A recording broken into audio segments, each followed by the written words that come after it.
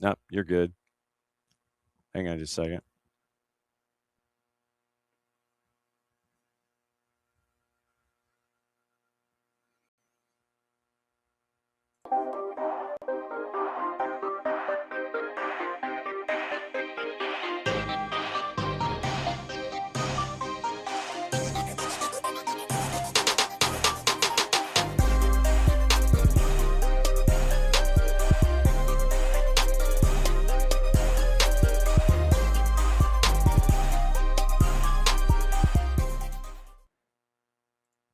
It is that time. SDH AM. John, hear you there. Thanks for coming on as you always do.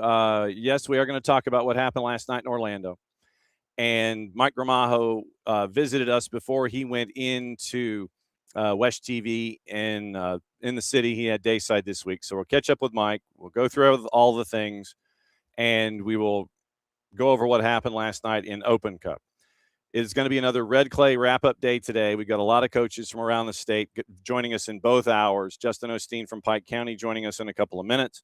Rob Houston set to join us at 9:30. Jason Galt set to join us at 10:30. Benjamin Parker from Savannah Arts set to join us at 10:45. Lucas Kimmel from Thomasville on the girls' side is going to join us in added time. We're efforting Dylan Butler, and we will see if it's okay if Dylan is not the busiest man in the Northeast, that he can join us at 10 o'clock. And that's the rundown. We still got news to get into, a lot of stuff with Southampton, the NASL and the lawsuit, and IFAB and a clock when it comes to starting and stopping. We'll get into all of that as we kind of drift in and out. We've also got Arsenal on a title. I know that Bart wanted to come in and discuss things that might have to be an added time, and we'll figure it all out. So that's where we are today. Another supersized show, probably having another one of those tomorrow as we continue what's going on this week. All right, no dilly, no dally. Let me bring in Justin Osteen from Pike and discuss the things. Where is the trophy, sir? Last I saw it, I took it to the front office so they could put it in the trophy cabinet. So I'm not exactly. And yes, now it's time for the freezing. All right, so hang on just a second. I'm sorry, I keep getting disconnected for some reason. Yeah, it's what browser are you using to tap in? I think Google, but I could be wrong. Okay, because Restream was telling me it's like, well, if you use a certain one, what kind of phone do you have? Chrome. Oh, see, you're going to people to make fun of me now. I have Samsung, so. Oh, I mean, is it iOS or Android? Android. Okay, Google Chrome is what they're recommending, and dedicated Wi-Fi connection as well. Because I was having these issues and folks were freezing, and that's what they're telling me. So Google Chrome Google Chrome and on use a dedicated Wi-Fi connection. That's what they're saying. So Google Chrome and Wi-Fi is what they're saying if you're using your phone. So yep, Can you hear me? Yeah, you're good. I got you. Okay. For some reason, the volume went down. I can barely hear you. Weird. That's I'll speak up. It's perfectly cool with me. Yeah. So you think you know where the trophy is? You think it's up front? Yeah, it's more than likely in the trophy case.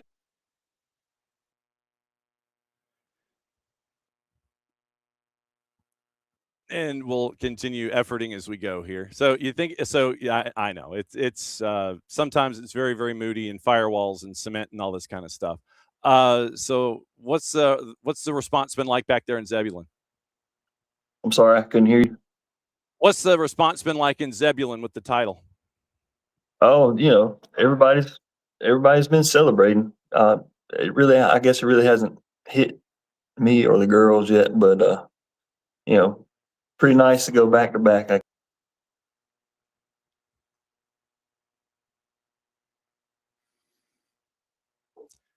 I'm sorry, man.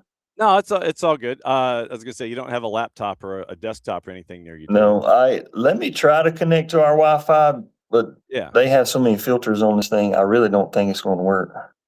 Well, we'll give it a shot. I'll go ahead. I'll put you back in the studio space, and we can go there. So I will put you there, and we'll catch up with Coach Osteen, and let's see if he gives me a thumbs up, and we'll bring him back in. So Justin, when you think you're ready, give me a thumbs up and I'll bring you back in and we'll keep talking. All right. So 2 thumbs up from Justin. Okay. All right. So we talked about what it was like this particular ride. How hard is it to go back to back? Uh, Hold on a second. I think I figured out the volume. How hard is it to go back to back? With this group, I don't necessarily. I mean, of course, it was hard, but this is what I expected that we would do. Mhm. It's just a great group of girls. When I mention this group of seniors to you, what comes in your mind? Well, I only had one, and she was injured all year. So,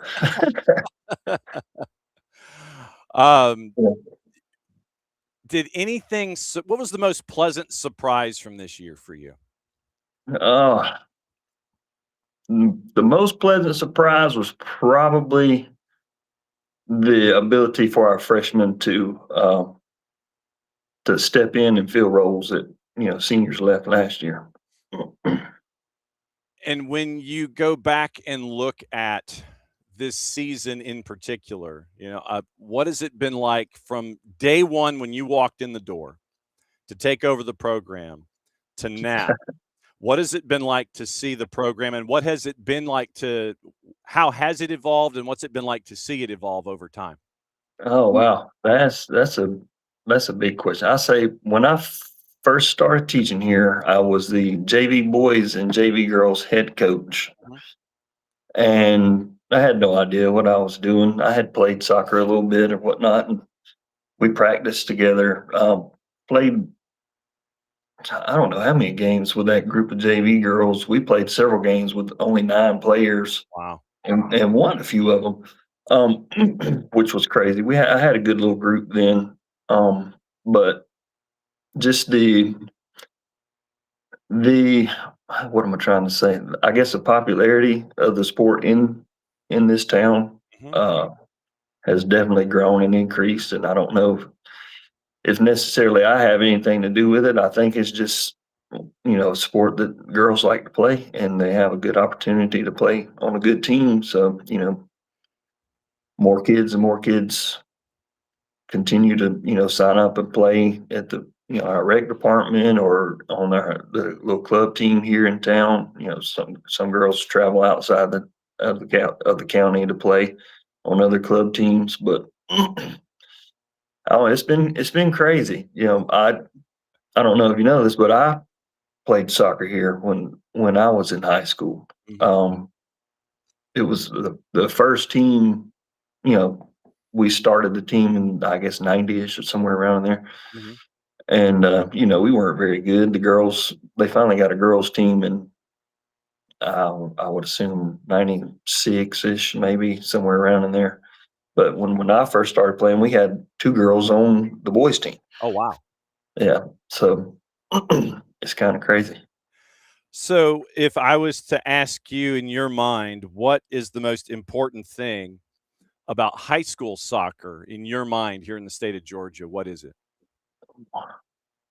Uh, the biggest thing in high school soccer, and and the club soccer as well, I guess, just to provide a way for kids who possibly can't afford to go to college to go to college. Mhm.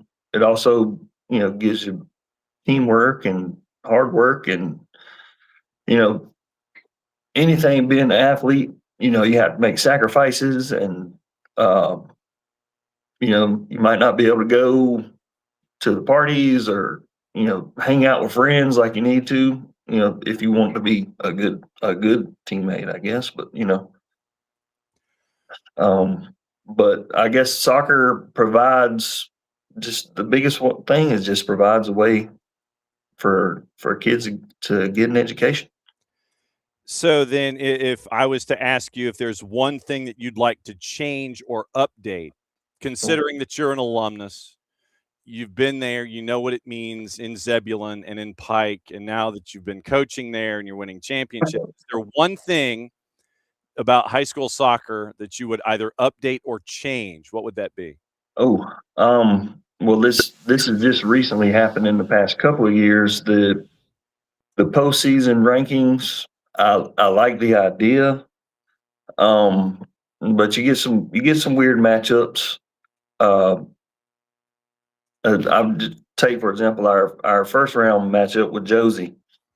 In the postseason rankings, they were I want to say 52nd out of 54 teams. I don't know why the teams ahead of them didn't get chosen, but the postseason rankings, I feel like they're good in a way. But if you take teams like like us, for example, I'm trying to think who I had this conversation with the other day.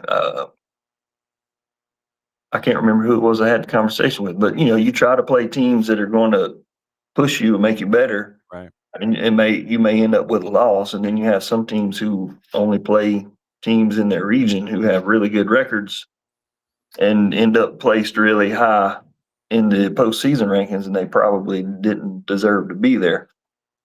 I would also change the fact that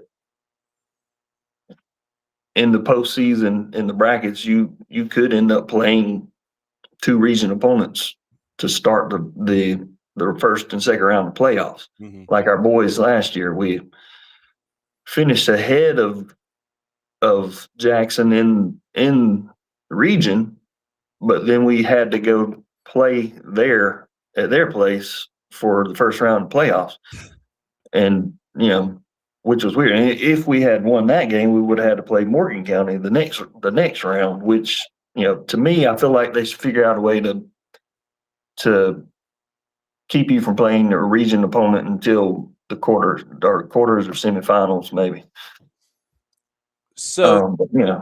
yeah, no, I get that completely because we've seen like in Champions League where you're not going to be playing any one of the top 4 teams until at least the final 4, and so you don't have one of those kind of statistical meltdowns, I guess, when it comes to figuring out an opponent. Right.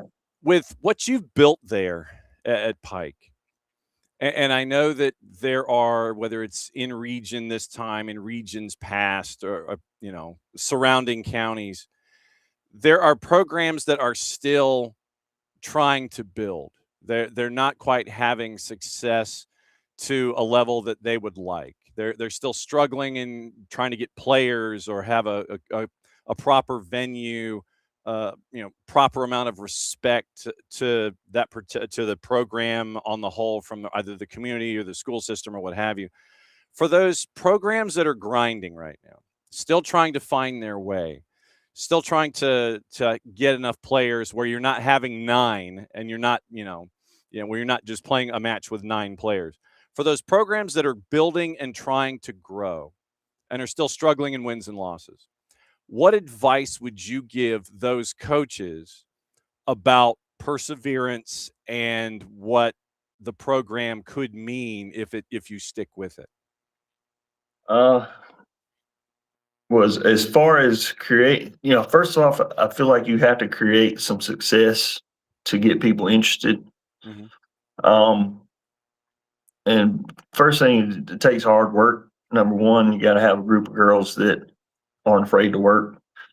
And I feel like in our county, that's kind of, I want to say, I'm just kind of bred into their genetics, I guess. I don't know. They just like to work hard. Yeah. They don't know any other way. Yeah. But first off, have some success. So maybe, schedule some teams that are like you, and so the girls can taste some success. Mm-hmm. And the biggest thing is they got to get the kids have to start playing early. Work on their ball skill and just be, so many teams that would play that have girls that have never played soccer before, but they want to try it out and hopefully they have fun. But sometimes I'm sure it wouldn't be, but the kids have to start playing early. Yeah. And I wouldn't say they have to only play soccer when they're a kid. It's great to have multi-sport athletes in every sport, but to be good, you have to start playing early, and you have to play in the off season. Like, and you have to play club, um, without a doubt, and not just club, but for a good team, good coach Mm-hmm. that's going to develop you. To me, that's the biggest thing. The kids need a ball at their feet when they're 3 years old. Get them out there, and every kid has a ball, and just ball skill, ball skill, ball skill, but make it fun. You know. Justin Osteen, the head coach at Pike County, back-to-back champs on the girls' side. My last question for you: this World Cup that is coming here in less than 30 days. Right. When it comes to the impact and its legacy, what would you like for the impact of this World Cup to be and the legacy of this World Cup to be, and how it impacts everything top down here in this hemisphere? Well, to have a big impact, I feel like that the U.S. men are going to have to have some good results. Um, I don't know. I don't know how they're going to do. They haven't had the best build up coming into it, Right. but you see hints of them being able to live up to their expectations, I guess. But I feel like to have a big impact, they're going to have to be successful. And I wish they would lower the ticket prices a little bit, because I'm not going. Good God. You could have a big party there on the surface at Pike County High School. You could Right. go into the indoor weight room and have viewing parties all you want. Right. That might not be a bad idea. Yeah, go to the pizza place downtown, and you could just have it there and blow it out all there. But no, I'm right there with you. Oh, Yeah, one thing I would say, you asked me what else I would change. yeah, The venues for the championship right. game. Hmm. Um, after the day after our game, I went down to Thomaston, which is 15-20 minute drive, and watched the Thomasville and model game, Right. girls game. A very good game. But I noticed, like, the size of the field. Field was like, you probably had 12, 15 yards outside of the penalty area on both sides. Hmm. And where we played, there was maybe 7 yards. I mean, it was pretty narrow. Yeah, Great place, but the field was narrow. yeah. I would hope that GHSA would look into, before they decide what venues they're going to use, to look and see how big the field is, because that was a pretty tight space. Yes. And I believe you played at St. Pius in Northeast Atlanta. Right. Right. Okay. Um, I can't thank you enough for ducking in, batting leadoff when you've come in to visit with us and break everything down. Obviously, since we know how to get a hold of you, if there's something going on, we're gonna ring the doorbell and find out what's going on there at Pike County. Thank you for what you're doing there at Pike, what you've been building there at Pike. I know it means a little extra special for you and all these kinds of things. I'm glad you know where the trophy is. I'm glad that you've got the celebrations going. You got the gear and the rings all figured out. I'm still working on a ring design. I'm still cutting grass right now, because I got to keep the field looking right for graduation. But after graduation, there's going to start installing turf, so I won't have to cut grass anymore. Well, I've been making certificates, and we have a banquet tonight. They just sprung it on us like a day or two after the championship game. Like, "Oh, we need to do the banquet. Let's do it on this day." Okay. So I've been running around like a chicken with my head cut off, trying to get everything fixed and done, and I need to go round up a box of tissues. Yes. So I will definitely shed some tears, but Yes. But once again, thanks for doing this. Have a great banquet. We'll be knocking on your door soon. It's always great to see you and what you're doing down there at Pike County. Thanks for sir, stopping thank by. you for doing what you do as well. All right. Be safe. We'll see you soon. Yes, There sir. goes Justin Osteen, the head coach of Pike County, and back to back on the girls' side. Yeah, he got the opportunity to play at St. Pius. A little bit of tighter a tighter surface than most folks, and so Pike County gets a championship again, and so it's that starts off our red clay wrap-ups for day number 2. Ricky, as always, being the intrepid producer that he always is, reminds us, Morning Lokeville, by the way, that Uzbekistan is coming to the Children's Healthcare of Atlanta training ground starting on June 10. So it is the Uzbekistan Football Association is going to have base camp Children's Healthcare of Atlanta training ground. So what we are going to do is we're going to be drifting into a bit of a Uzbek education. And so we're going to be drifting into that as well. So we'll be keeping track of that, and we want to welcome them on June 10th. So it'll be really cool to see what's going on with them there. So yes, morning local, morning Ricky. And as we continue our good mornings, it's time to go to Greenbrier and catch up with Rob Houston and find out what's going on at Greenbrier. So where is the trophy, sir? I actually put it up in our display case yesterday. Have you been able to secure its location ever since you won the trophy? Have you been able to keep an eye on it the entire time? Has it kind of wandered off on its own, or have you kind of kept an eye on it? Bless you. No, it's thank you. It's always been within, I don't want to say arm's reach, but in the same room. It's not something I'm going to let just wander off with people.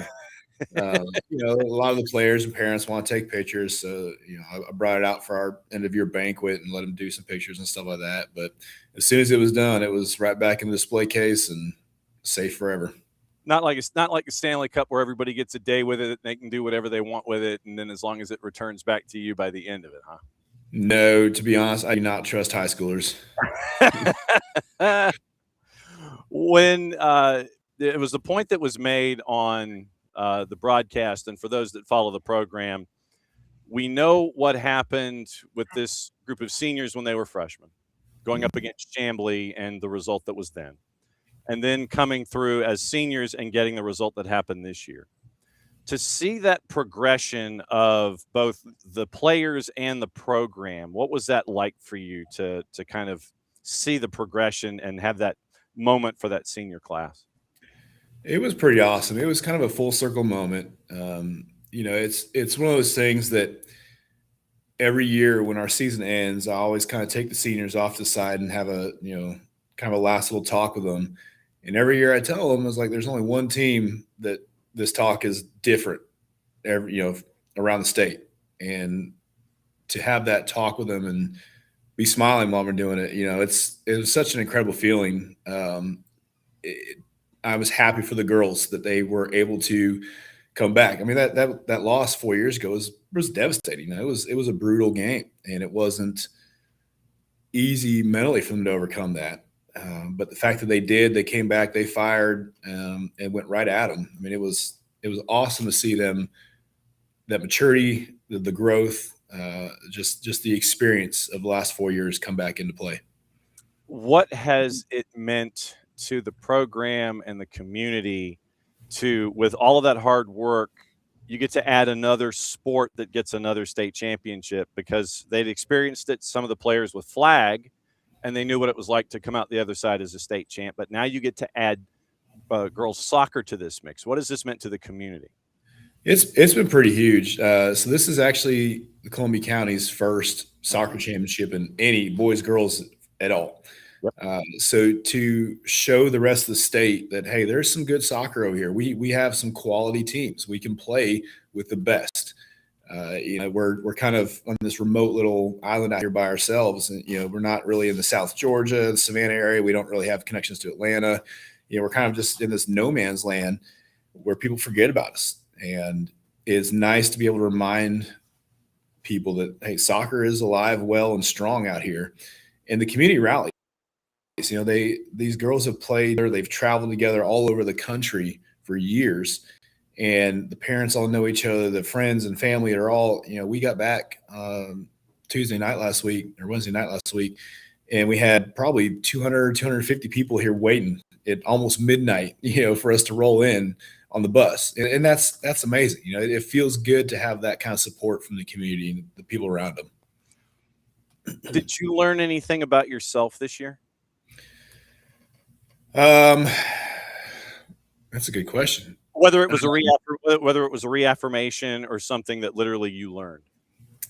I think honestly, what I learned about myself is probably that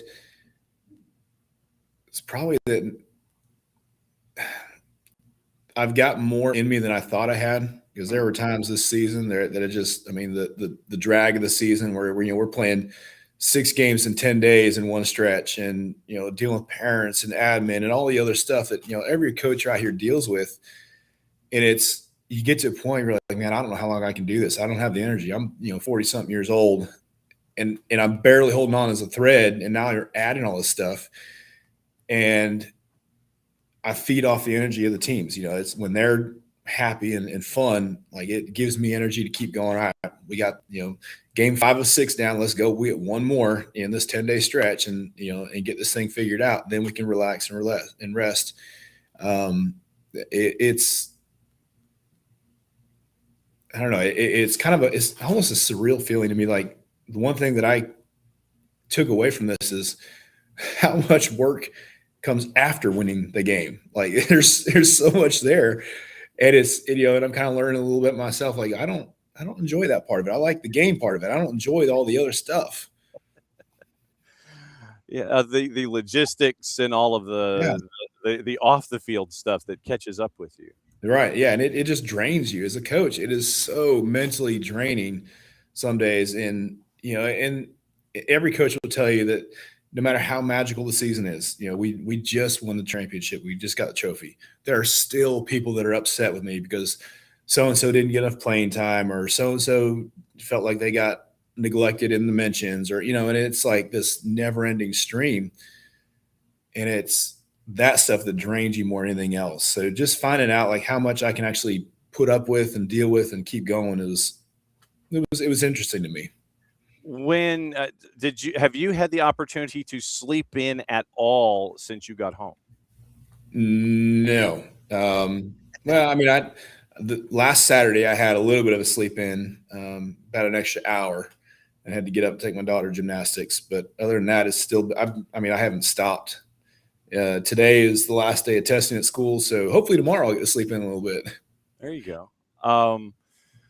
For those coaches and programs, and I'm sure that we see them all around, and East Georgia would be no different, that they're struggling with their programs. You might see it in region play, you might see it in a neighboring county, just from talking to other coaches and things like that. For those programs that are trying to build and find their way to get those players, to where you've got 15 or 16 or 17 players, or might be struggling with it, with trying to fill out a roster, trying to score a goal, win a game, win a region game. What advice would you give those coaches of those programs that are grinding right now, and it seems like the light at the end of the tunnel is an oncoming train? What advice would you give those coaches of those programs? Honestly, I think the biggest thing is build relationships with the players directly as people, not players. Like, kind of going back, I've been around these girls for 4 years, some of these girls for 4 years, and I've gotten to know them really well between, bus trips and benches, sitting on the bench on the sidelines, or, some of them we work together in FCA, or I've had in class, but I know them inside and out very well. And they trust me as their coach. They trust me as a person, as a mentor. And that, I think, was far more valuable than anything I could have ever given them on the field. It's just having that trust. There was a point this season, actually, where we started pretty rough. We had the St. Pius and Marist games and some other, even though other wins came in there, they weren't what we wanted out of the wins. And we kind of had a moment where I just gathered all of them in my classroom. I said, all right, look, I can tell something's not right. Y'all need to tell me.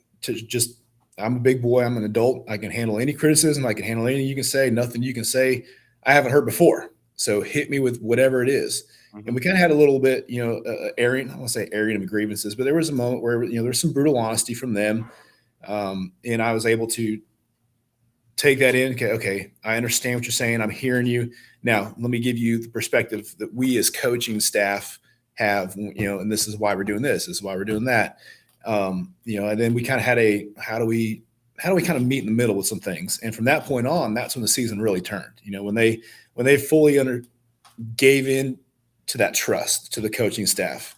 So it wouldn't have been possible without building those relationships with the people and not the players, if that makes sense. Yeah, it does. I mean, considering after those first 2 losses, you didn't give up a goal for February 13th for 2 months. Yeah. 63 days ish. You didn't give up a goal.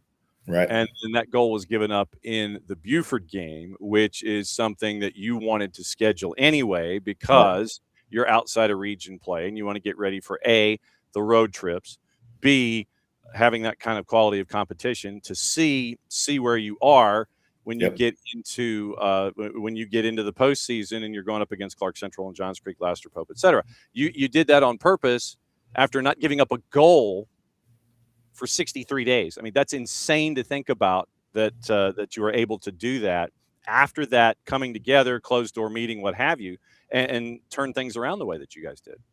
Yeah, it goes back to that trust, just having that trust with the players, and giving them an opportunity to voice. There's a lot of teams that I've been a part of, I've been a coach of, and realized after the fact that I didn't give the players enough voice in what they wanted and what they felt and what direction they wanted to go. I just said, this is what we're going to do because this is what I think as a coach is best for us. And if you don't like it, tough, you can sit the bench. And that's not the way to run a team. Now, that's a way to run a team, but obviously it wasn't the right way for us. So just given them a chance to literally just say whatever was on their mind. And I told them, I was like, y'all, there's nothing off limits. If you don't like the way I dress, tell me, or something. It was stupid stuff like that. Just kind of trying to lighten the mood a little bit, but it was like anything that you guys need to get off your chest, now's the time. And them having the freedom to do that, I think allowed them a lot more freedom to play loosely on the field. It was a lot more energetic. They were much more connected as a team than they were before that point. How has the sport grown since you showed up there at Greenbrier? So my first year here was one of those kind of trial by fire hose moments. It was my first time as a head coach. I've been coaching for 20-something years, but never as a head coach. So getting that opportunity was kind of crazy.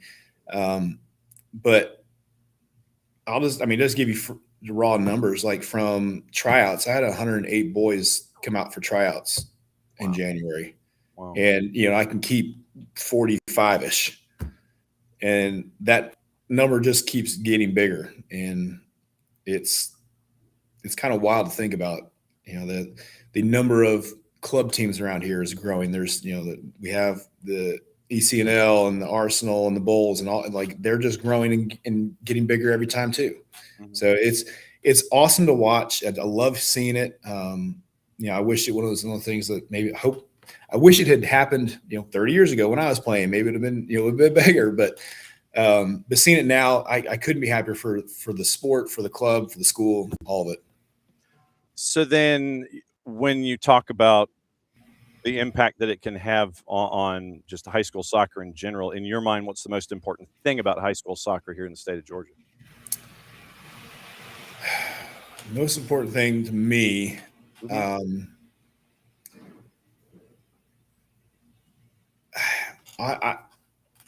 don't know if this is kind of where you want to go with it, but to me, honestly, it's recognizing that for a lot of these players, it's the last time they're ever going to play. Yeah. And giving them the opportunity to enjoy that time, to put them in the best position they can succeed. That's my most important thing as a coach, and what I want to see out of soccer here at Greenbrier and in Georgia in general. And I've talked to a couple of the other coaches, and they're very similar beliefs, that like most of these people will never play again. I've got 3 out of 9 seniors that are going to play again. That's 33% odds. That's a big signing class too. Mm-hmm. So I want to send them off into the world with good remembrances of soccer. I want them to go, I love playing soccer in high school. Maybe I could get into coaching. Maybe I can get my child into playing and grow the sport more. I don't want them leaving here going, I hated my senior year. I hated the last 2 years I played in high school. My kid will never play. I will never be around it. I will never support it. Like, that's the last thing we want as coaches. We want to grow the sport, not shrink it. So then if there was one thing that you could tweak, change, address, whatever, what would that one thing be that you'd like to sit there and see changed or have changed, what have you? I think more input from the coaches when large scale decisions are made would be good. I think having a way to standardize or better standardize refereeing or clarifying certain things with it.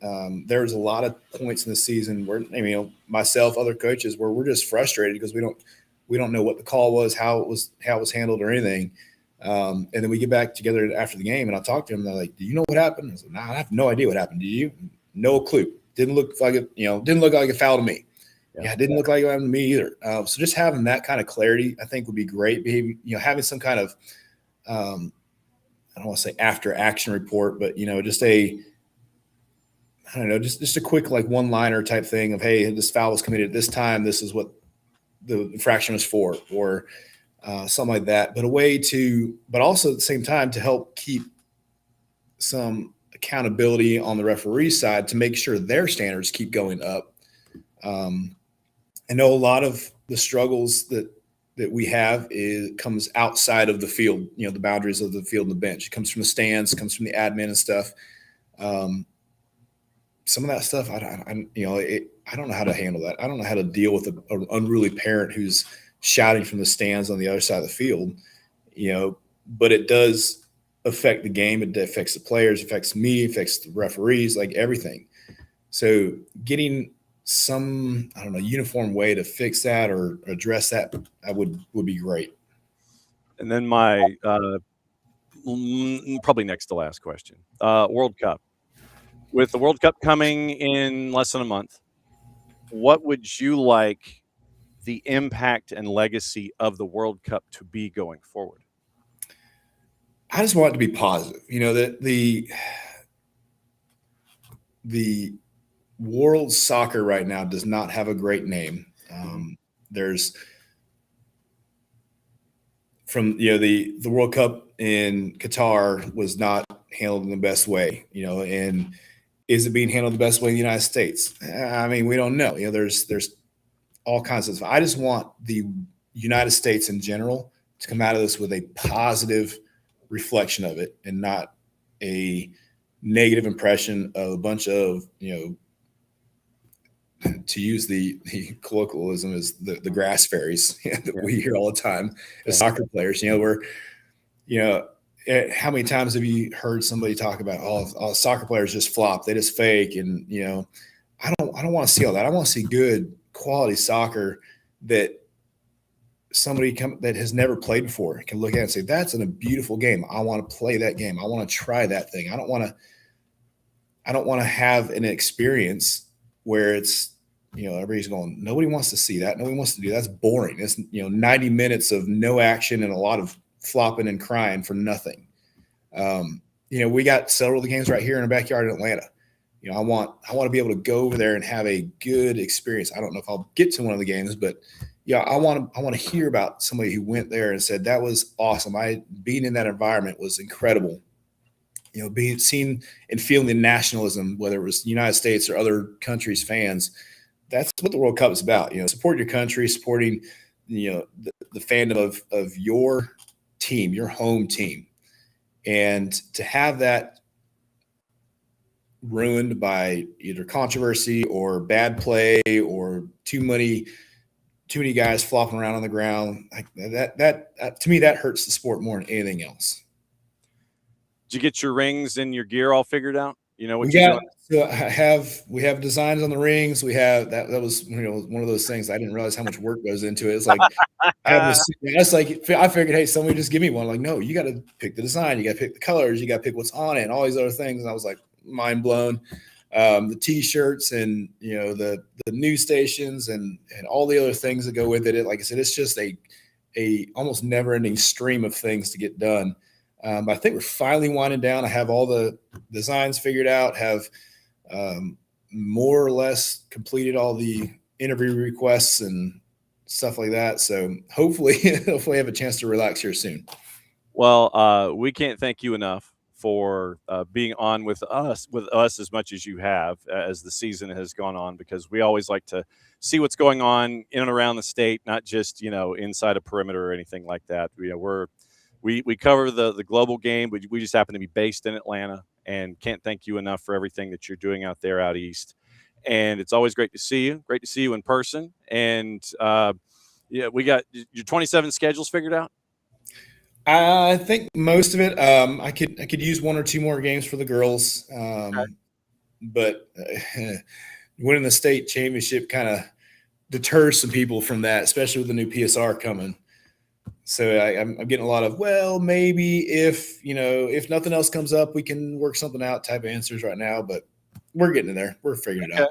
Okay, because then the coaches that we've been talking to, some are looking for road games and things like that, and so we may try to try and combine resources here. We might try to my way. I'm happy to. Might try to broker some games here for 27. Love it. As always, my friend, it's great to see you. Catch your breath and maybe get in a nap. Set the alarm for a little, like an hour or two later on Saturday. It's always great to see you, Rob. Absolutely. Thank you so much for everything this year. All right. There goes Rob Houston, head coach for Greenbrier. By the way, ranked number 7 in the state, 13th nationally, finishing up 16-3, 6-0 in region play, and your state champs there for Greenbrier. So it's always great to catch up with him. All right. We're going to kind of turn the page and blend things a little bit. We're kind of drifting in and out of the Open Cup coverage from yesterday.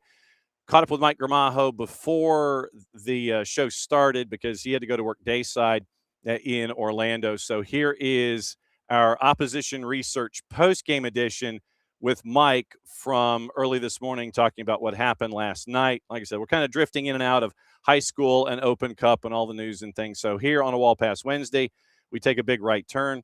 Talk to Mike about what happened last night in Central Florida with Orlando. So I literally had to put up the largest stop sign humanly possible with you as we started to talk about this before we hit the record button. Yeah. Now go ahead and tell me what you were going to talk about. Yeah. No, I mean, we spoke, just not even 24 hours ago or so. Yeah, and all right. Yeah. And you think about it. I don't think nobody was really expecting this game to really be so one-sided. My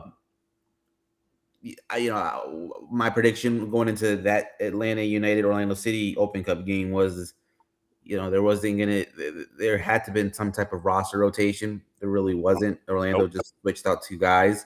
Yeah. So my initial thoughts when I saw that Orlando lineup was, okay, this team is tired. I mean, they just played 72 hours prior. And then I'm like, okay, this is probably going to be either a really ugly game between 2 not so great teams, or this could actually be a game that would probably favor Atlanta, considering they were able to get a result on Saturday. And boy, was I wrong. I mean, I think we were all wrong. I mean, 4 goals in the first half from Orlando. Completely came out of nowhere. I think everyone in press row was a little bit caught off guard as well, just because of the sheer just effectiveness that this team had in the attack. Yeah. And Atlanta basically was punished. I mean, I hate to say it like that, but that's what the Orlando City center back said. David Brecolo said after the game, we wanted to punish them. We wanted to put this game away as soon as possible. And well, they did it. They went into that halftime with a 4-0 result. I mean, 4-0 scoreline, and then Atlanta was able to score, but utter dominance in that first half. And obviously, Orlando City now advances to the semifinal of the Open Cup. And I hate to say it, but Atlanta's misfortunes continues. No, it was a day for the purple team. So as our Orlando embed, you get this is a forum where you get to say pretty much how you saw it. Don't worry about mincing words. The overall mood It is one where all of the goodwill that was built up over the last 6 weeks and last 6 or 7 matches is gone out the door. And when you have a result like that, where in a rivalry game, you have the team that supposedly had the momentum after Saturday, basically going into your rival's house, and your rival wasn't having none of it. Pick your analogy. Going into you want to go and check your neighbor's fridge, and the neighbor's like, "No, what are you doing?" And you ended up with Brecalo getting the first one, beating Latte Lot to the spot on a header off a corner. Then you end up with Griffin Dorsey doing the exact same thing that he did on the weekend, happening for goal number 2. Literally, you have Griffin Dorsey coming from that, right center, right center mid or whatever, the right back position, and coming in on that angle, turning into that striker in the Perelman system. Same thing happens 2 matches in a row. Dorsey scores to make it 2. And then you end up with, Jaden Hibbert on a poor outlet pass that goes right to Tiago for 3. And then you get the 4th one right before the half. And everybody in the Atlanta United footprint that watched that match that we all watched together, the responses this morning and after the match last night against a rival have not been kind, and understandably so. Yeah, no, and you kind of saw it in the whole entire first half. I mean, this was an Atlanta side that really gave up possession pretty easily. And, mind you, I think it's fair to assess both teams are not having a great season. But to kind of see a little bit of that willingness more from Orlando, it was surprising. I think in the overall scheme of things, it was just really surprising because, we really thought we were going to see a really ugly game of football, and for one. Well, you were right, but for the wrong reason, though. Exactly. I think you kind of just took the words out of my mouth there, because I was just trying to figure out how to muster these words. But yeah, and it's a good result for Orlando now, because they have one more game to go before the World Cup break, albeit now they have to travel to FC Cincinnati, which is usually never really an easy task. But you go into this World Cup break now, whatever happens in Cincinnati, win, lose, or draw, Orlando kind of has somewhat of a basis to kind of, or at least Martin Perelman, the interim head coach, has a basis to kind of build on in that World Cup break, which is something he continues to basically mention either before or after at training. He's like, I'm looking forward to the World Cup break because this is a moment where he can actually prepare the squad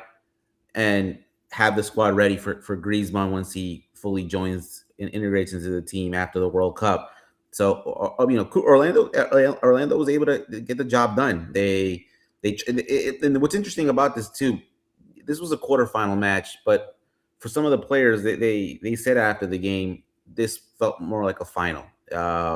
So it was interesting for them to kind of say that, considering they still have a semifinal to go to before they actually make it to the final. But the fact that they were able to kind of say that the mentality kind of had to shift a little bit 72 hours after, considering they blew a lead against Atlanta on Saturday. Yeah. The fact that they were able to really quickly adapt that mentality kind of speaks. You can kind of credit that and attribute it to the coaching staff, which is something that you can kind of really pin the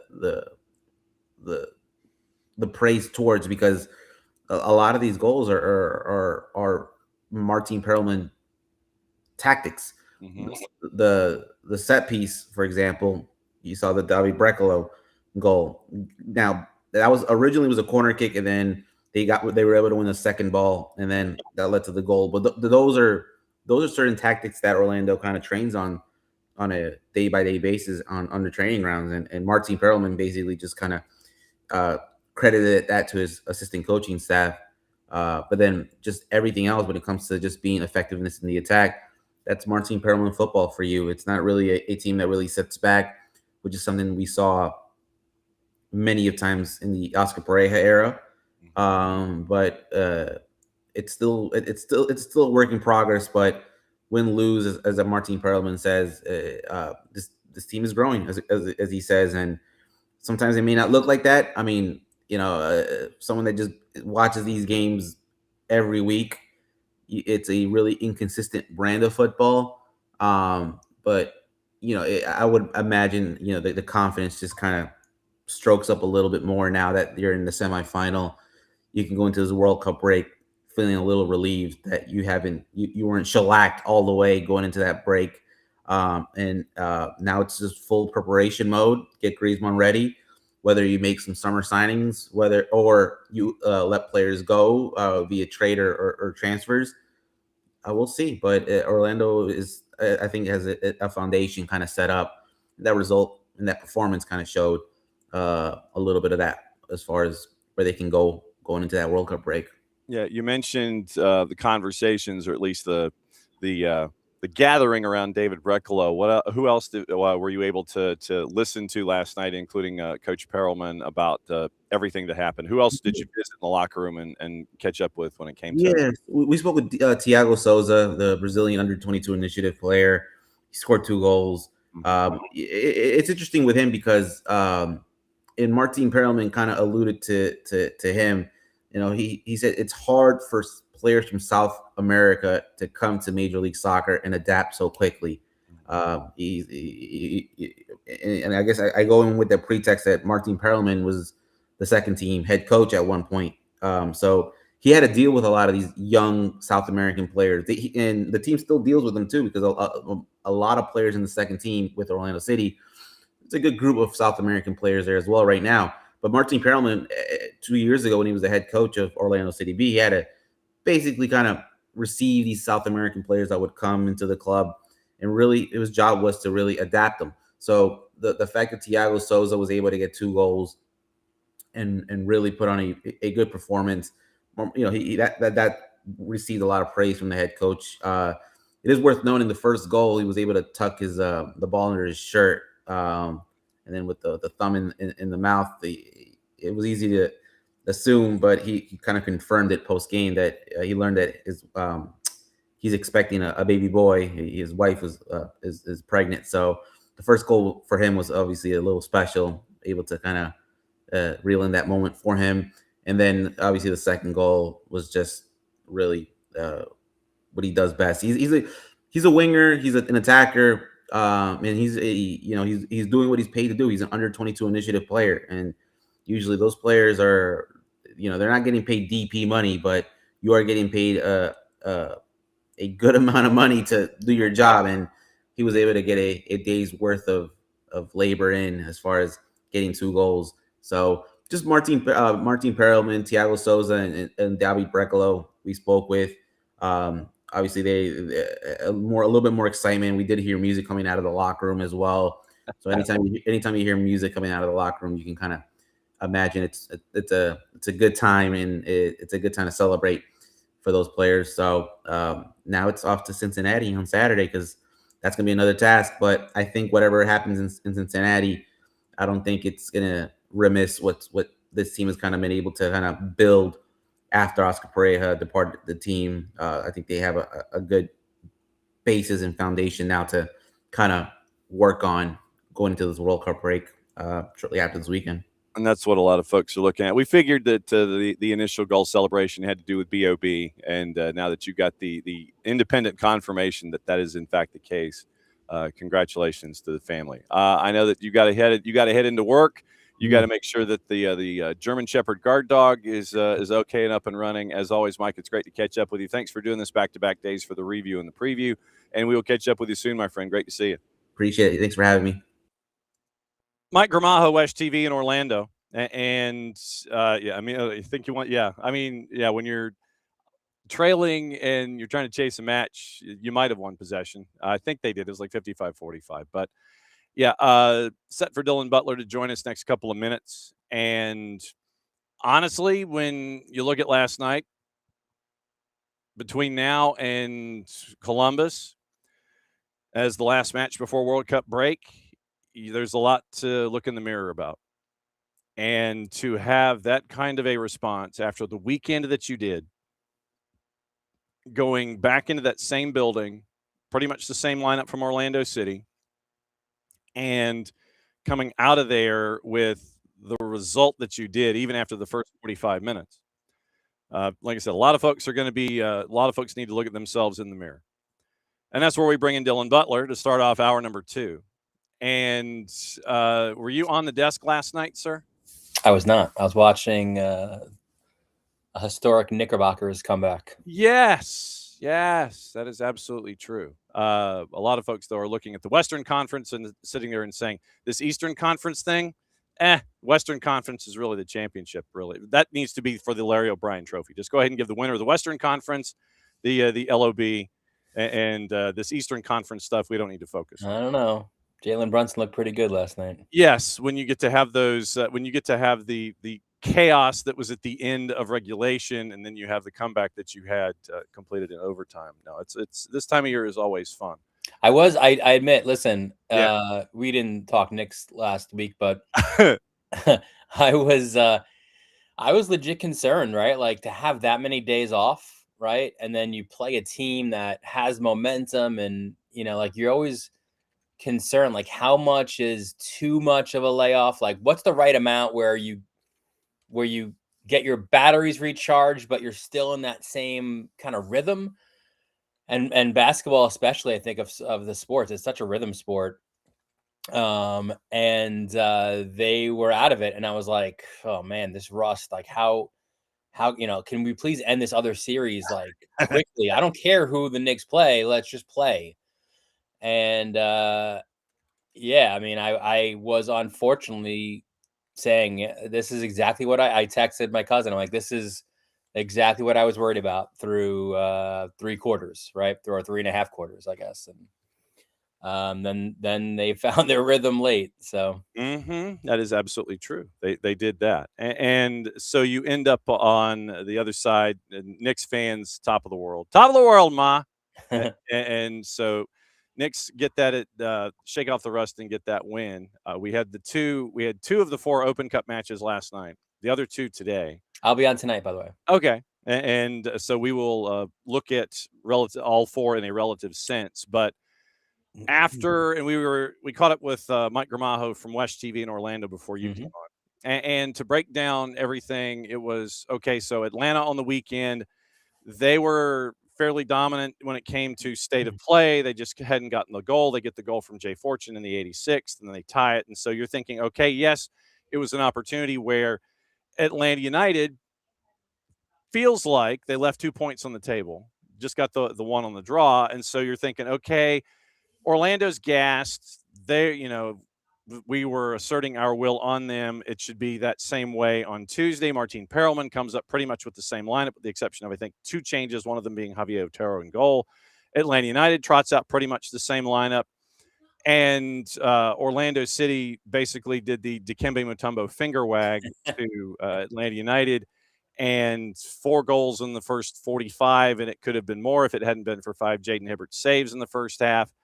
And Orlando City, who a lot of folks thought, man, they ran themselves into the ground. They did not show any of that fatigue from the weekend, and they bounced Atlanta United in the quarters, and it wasn't that close.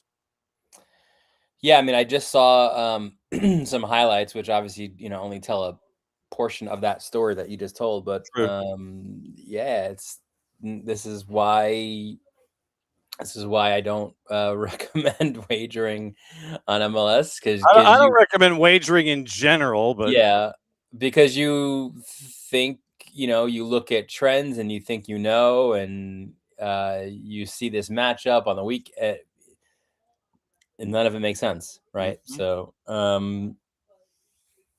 but yeah, no, Orlando, a dominant performance. And I'm always intrigued by this competition for teams that have really struggled in the year. Like, it feels like it's sort of like they're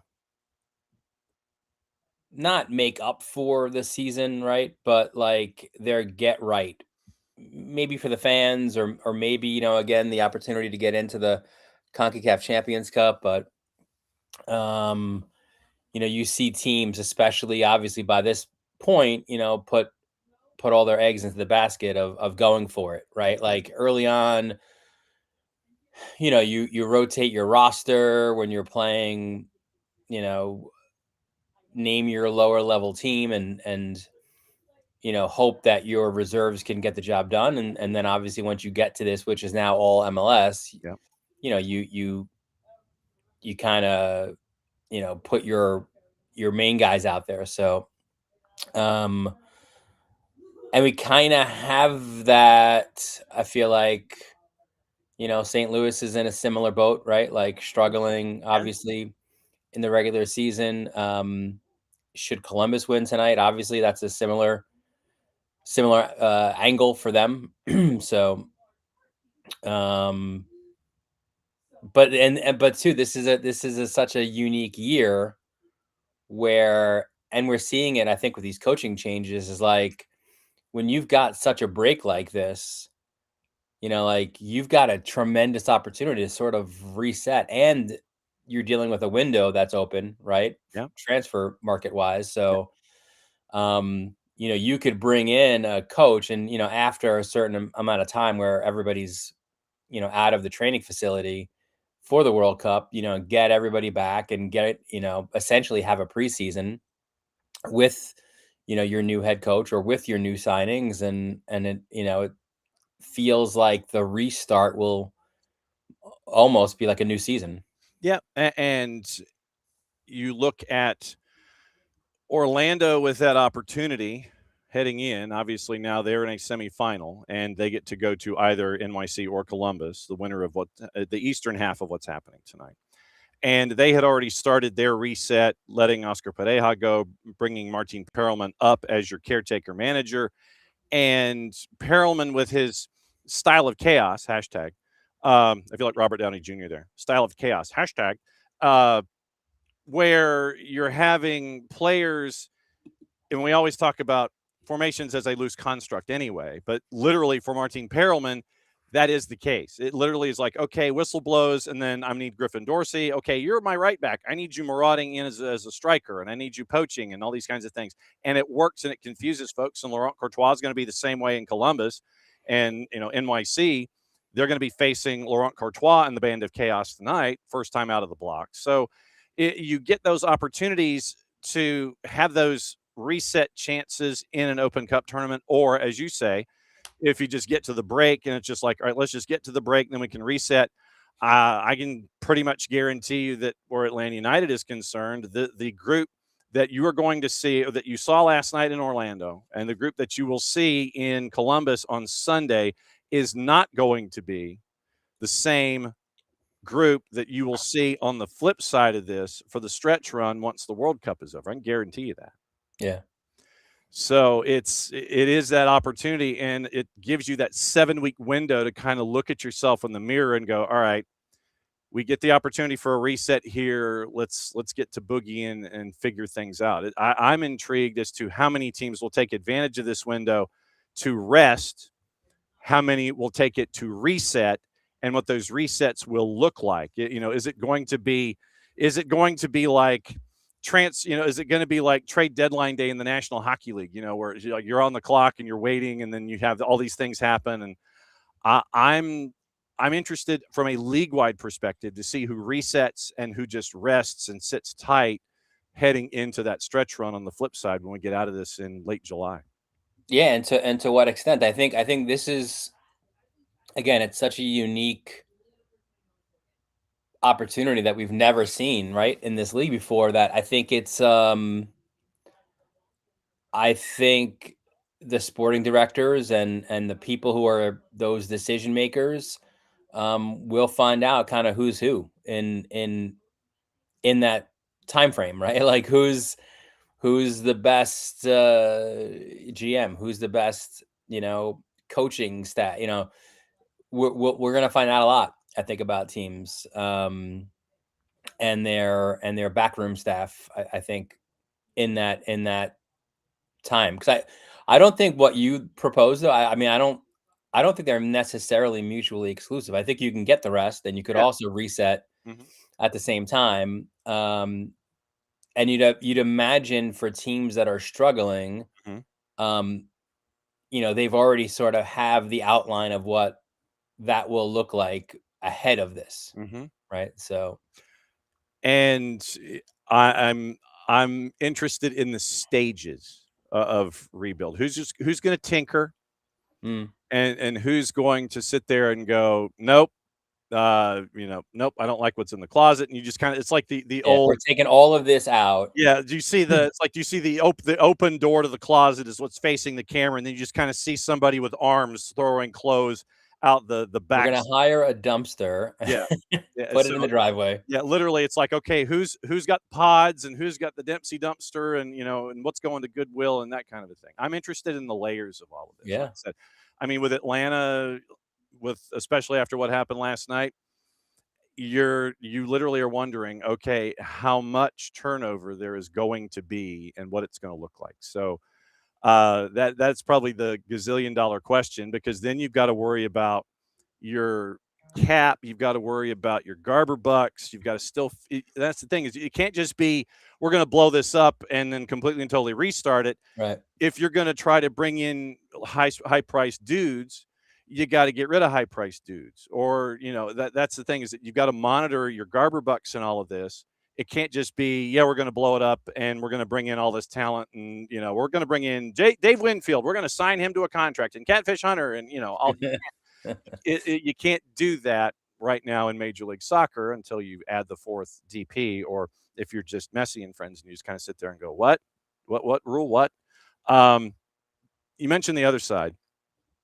I didn't have Ben Lunt on my bingo card, making saves, making 2 saves in the PKs, and sending St. Louis City onto the next round either. So, but that's you get these kinds of heroes, whether it's the NCAA tournament. We're looking at the 13s and the 14s that get their moments. The fourth line guy that scores a goal in overtime. Ben Lunt was not on the bingo card, and St. Louis City makes their way into the Final Four with their win last night. Yeah, which did not have that. No, nor did I have St. Louis City as, what are we now, 180 minutes away from possibly competing in the CONCACAF Champions Cup. And then going after what happens tonight, the cruelty of the disco sometimes for me. Maxi Morales out for the year, and then Disco comes at him with an envelope for mass confrontation. I was like, really, man? Check. Like, here's the check. It's like, really, dude? It's like, I'm out for the year, and then you hand me the DHL envelope from the league office on the disciplinary committee. I was like, the cruel irony that was attached to that. Maxi Morales proved in NYC's dynamic for Pascal Janssen that he had a place, and he was that persistent troublemaker that was there.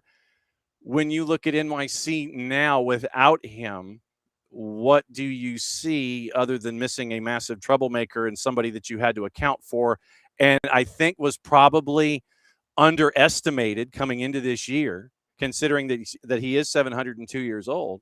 Everybody's like, oh, Maxi Morales, why would you re-sign him? And he turned into, once again, a certifiable pain in the you-know-what.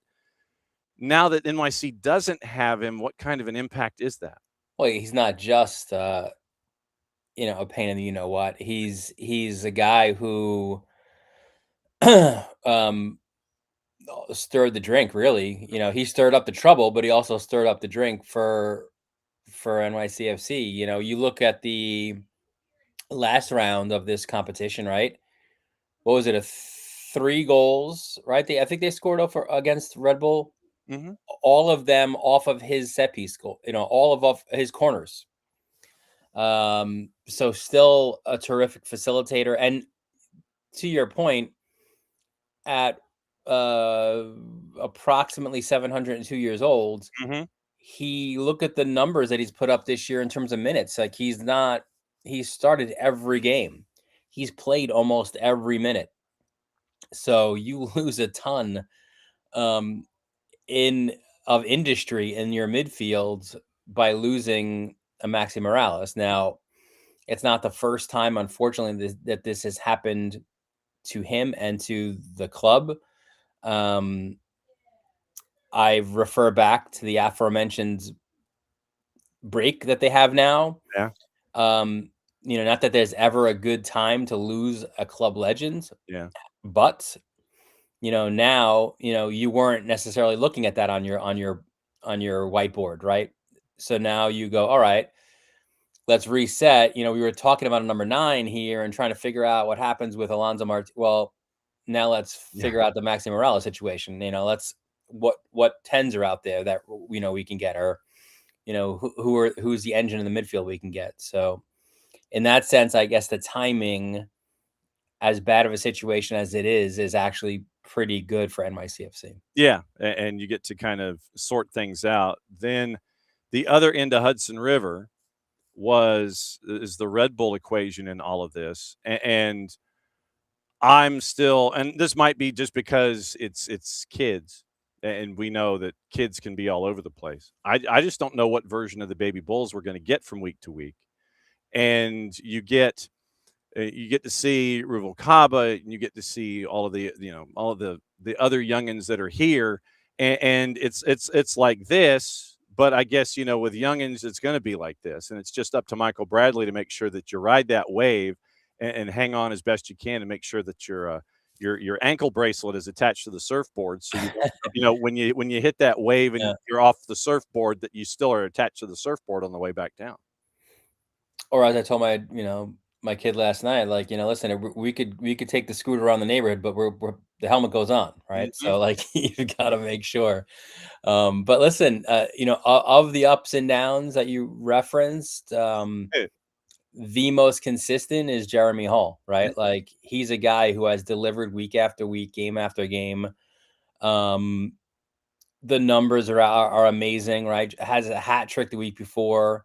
And in that mass confrontation that you referenced, he was right in the middle of it. Like he was not caring, right? Like he was not giving an ish. Like he was going at it, right? Like, which you love to see from someone that young too. So yeah, I mean, you've got Mehmeti, Ruvalcaba, you've got Hall, Cade Cowell seems to have found a home, and you combine that with with Emil Forsberg, and they're the pieces that are there.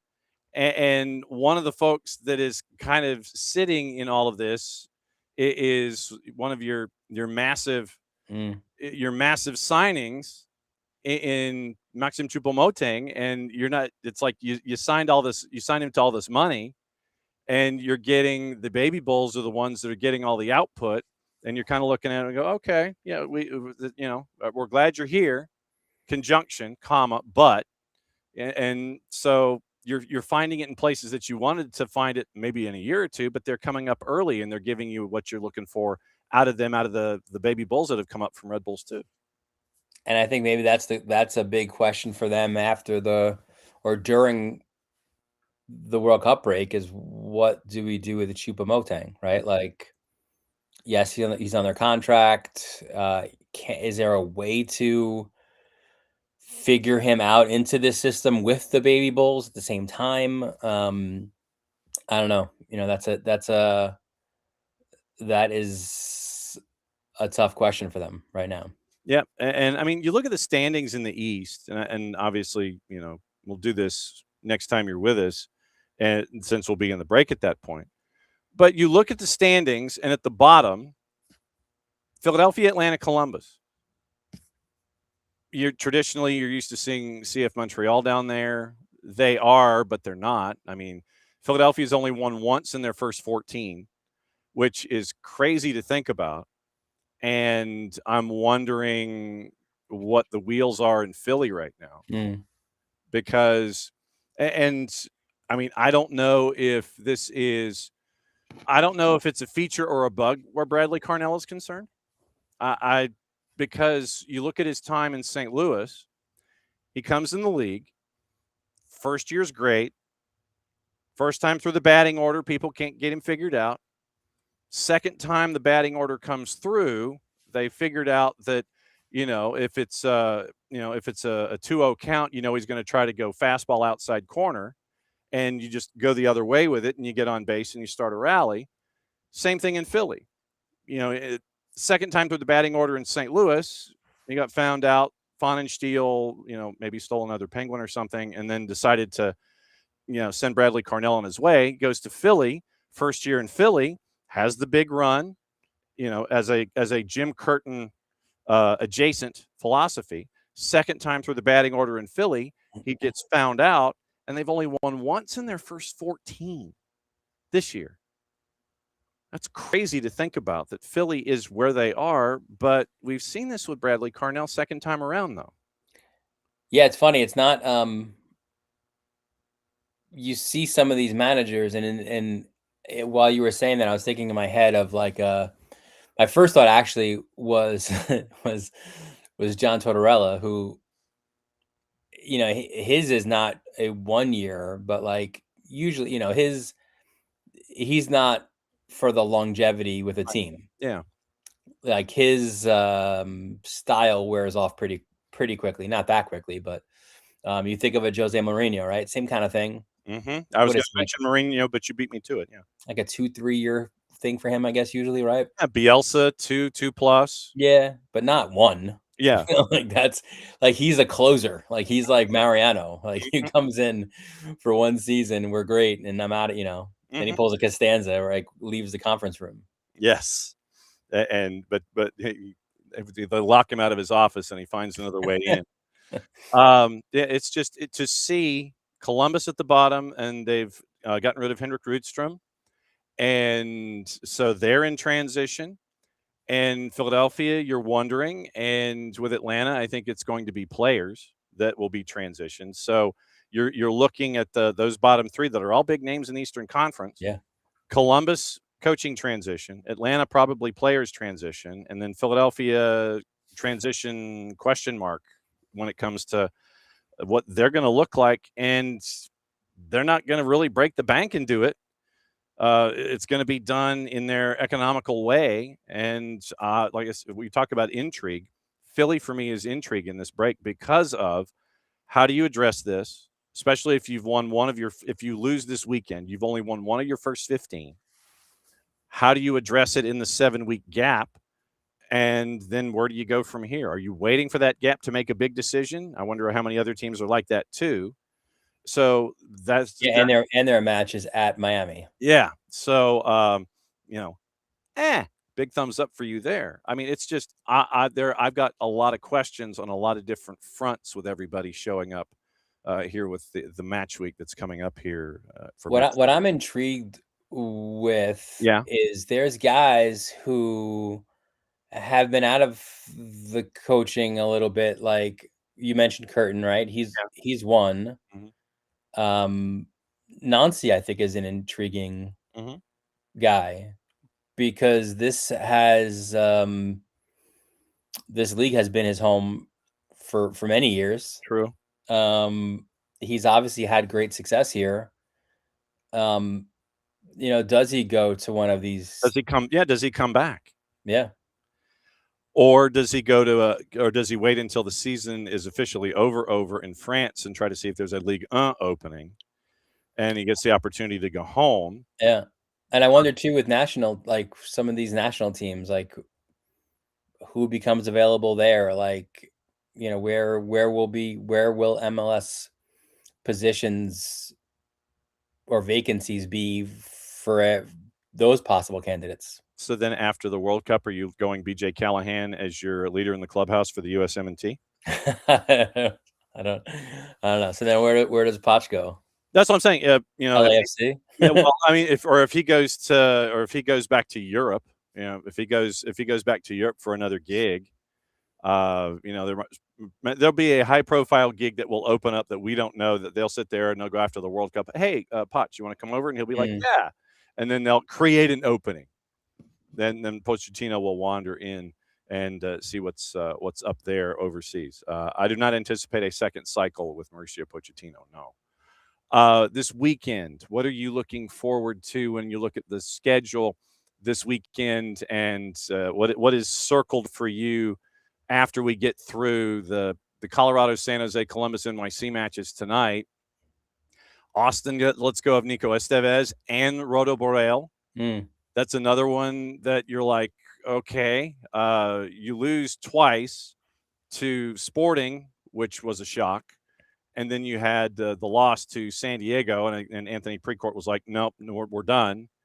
And you're the leadoff game. So Austin for me is going to be one that you look at. I like this Minnesota Salt Lake game. Yeah. I mean, the Hamas experiment did not work. And I still think that he was probably fighting injuries and recovery more than they were leading on. But he is gone and out the door. RSL, with all of their firepower, goes to Minnesota. I like that one. What version of New England do we get? They're great at home. Marko Mitrovic has been doing really well with what we've seen out of New England. Then you go down the line. I mean, Kansas City. What version of Red Bulls do we get when they go and play Sporting? That to me is another one. I'm like, okay. I think Nashville NYC is an interesting one. Yes, at Geodis, you've got that one. San Diego Vancouver toward the end of the line on Saturday. And you can't pass over Colorado Dallas because we don't know what will happen in a goal celebration now. Yes, that is absolutely true with Stone Cold Sam Sarver and the shotgunning of and if Modelo has not already reached out to Sam Sarver after the goal celebration and then the subsequent posting from a 7-Eleven on his Instagram account, where he has, I believe, 4 6-pack bottles of Modelo. And literally, it's on his Instagram, and he's like this. And he's ready to go. If Modelo hasn't already capitalized on this, then that is an error on Modelo's part. He is a breath of fresh air. Yes, and he's got the 80s hairline to do it too. He's got. I will say it did remind me of. I'm going to go in the way back machine here. Sure. So the New York club went from Metro Stars to Red Bulls, right? So the year that I think it was the year they became Red Bulls. DC and Red Bull were still at that time like a really big rivalry. It was pre NYCFC. So they had a game at Giant Stadium early-ish in the season. Yours truly up in the, what is that, like a 12th floor press box up there in Giant Stadium, like very high up from the action. Yes. So DC with the Jersey boy on their team, Aleko Eskandarian. So whose dad obviously was a star with the Cosmos at Giant Stadium.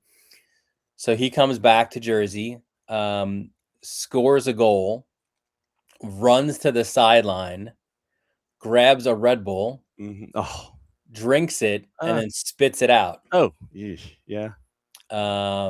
Which was epic in terms of a celebration. He did get fined for that, by the way. Oh, come on. But that's what that reminded me of. Yes, as it should. Like I said, Stone Cold Sam Sarver.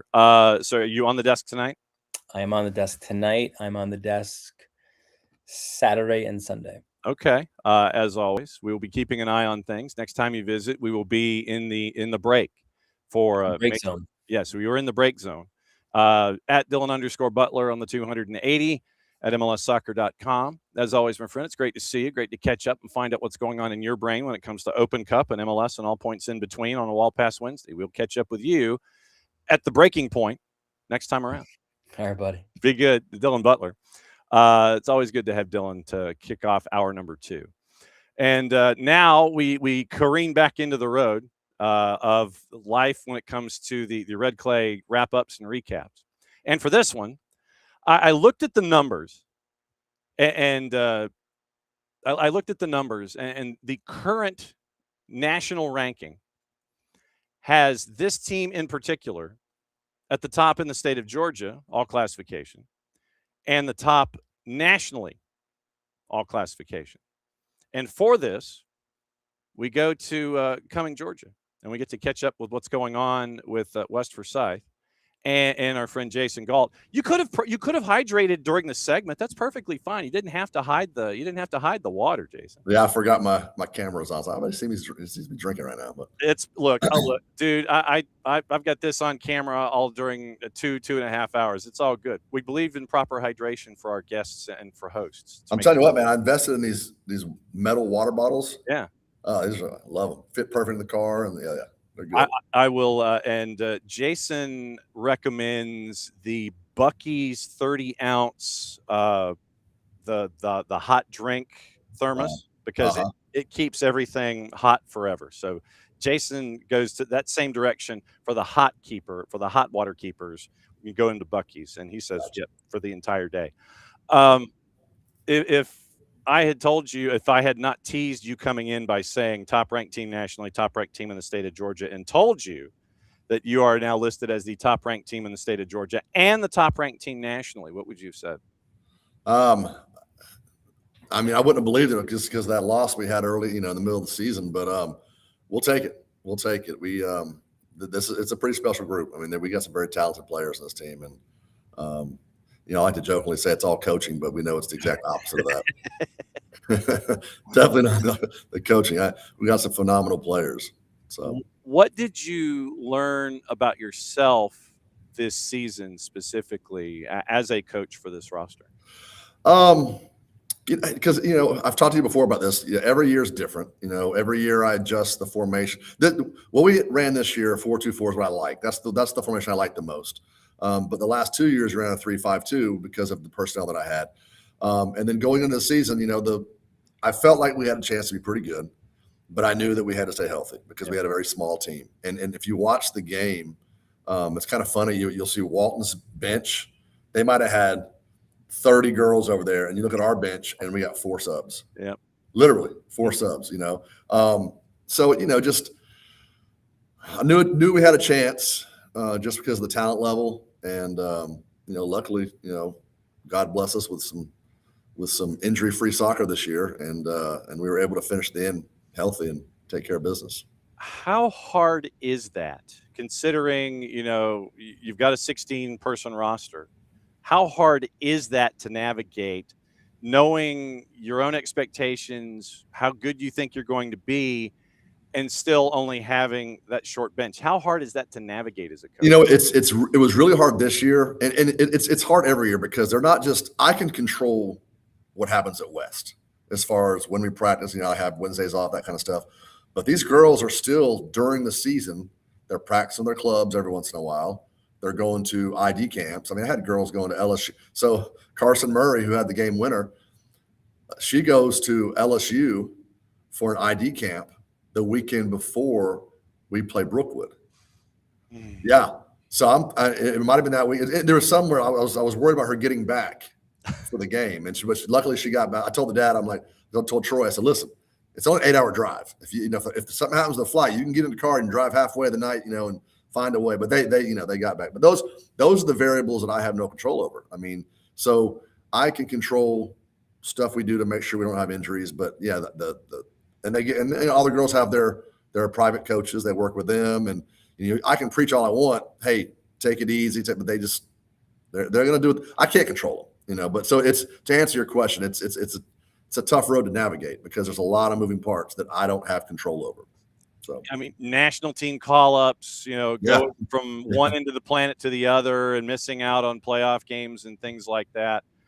How do you keep your wits about you with expectations combined with success, losing players because of external things and demands that would help them with their careers academically, athletically, whatever? How do you keep your wits about you and control the controllables? How does that happen? That's a great question. Honestly, it comes with experience and time. I've been coaching high school sports this is like year 29, year 30. I've been there for a long time. And as a young coach Galt, a lot of the stuff that comes up I'd have stressed about, and I'd have been this and that, just but now you just gotta embrace it, and you celebrate some of the stuff. Like Alicia going and playing for the Columbia national team. I told her parents, if she gets back, great, but this is awesome for her. We're happy, and it's something that as a more mature coach like I am now, you just got to embrace that stuff and find the joy rather than find how it's going to negatively affect your team, because you have no control over it. That's the one thing as you get older, you realize, don't worry about the stuff you can't control, and just, find positives in everything. And I think that's really the mindset. I'm definitely a glass half full type guy. I've always been that way as a coach.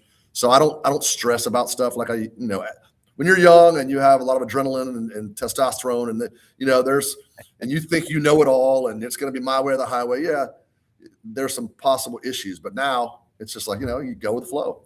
We have these expectations. The girls know the expectations as far as how we're ranked in the state and the nation, that kind of stuff. We embrace it. We embrace it and try to enjoy it.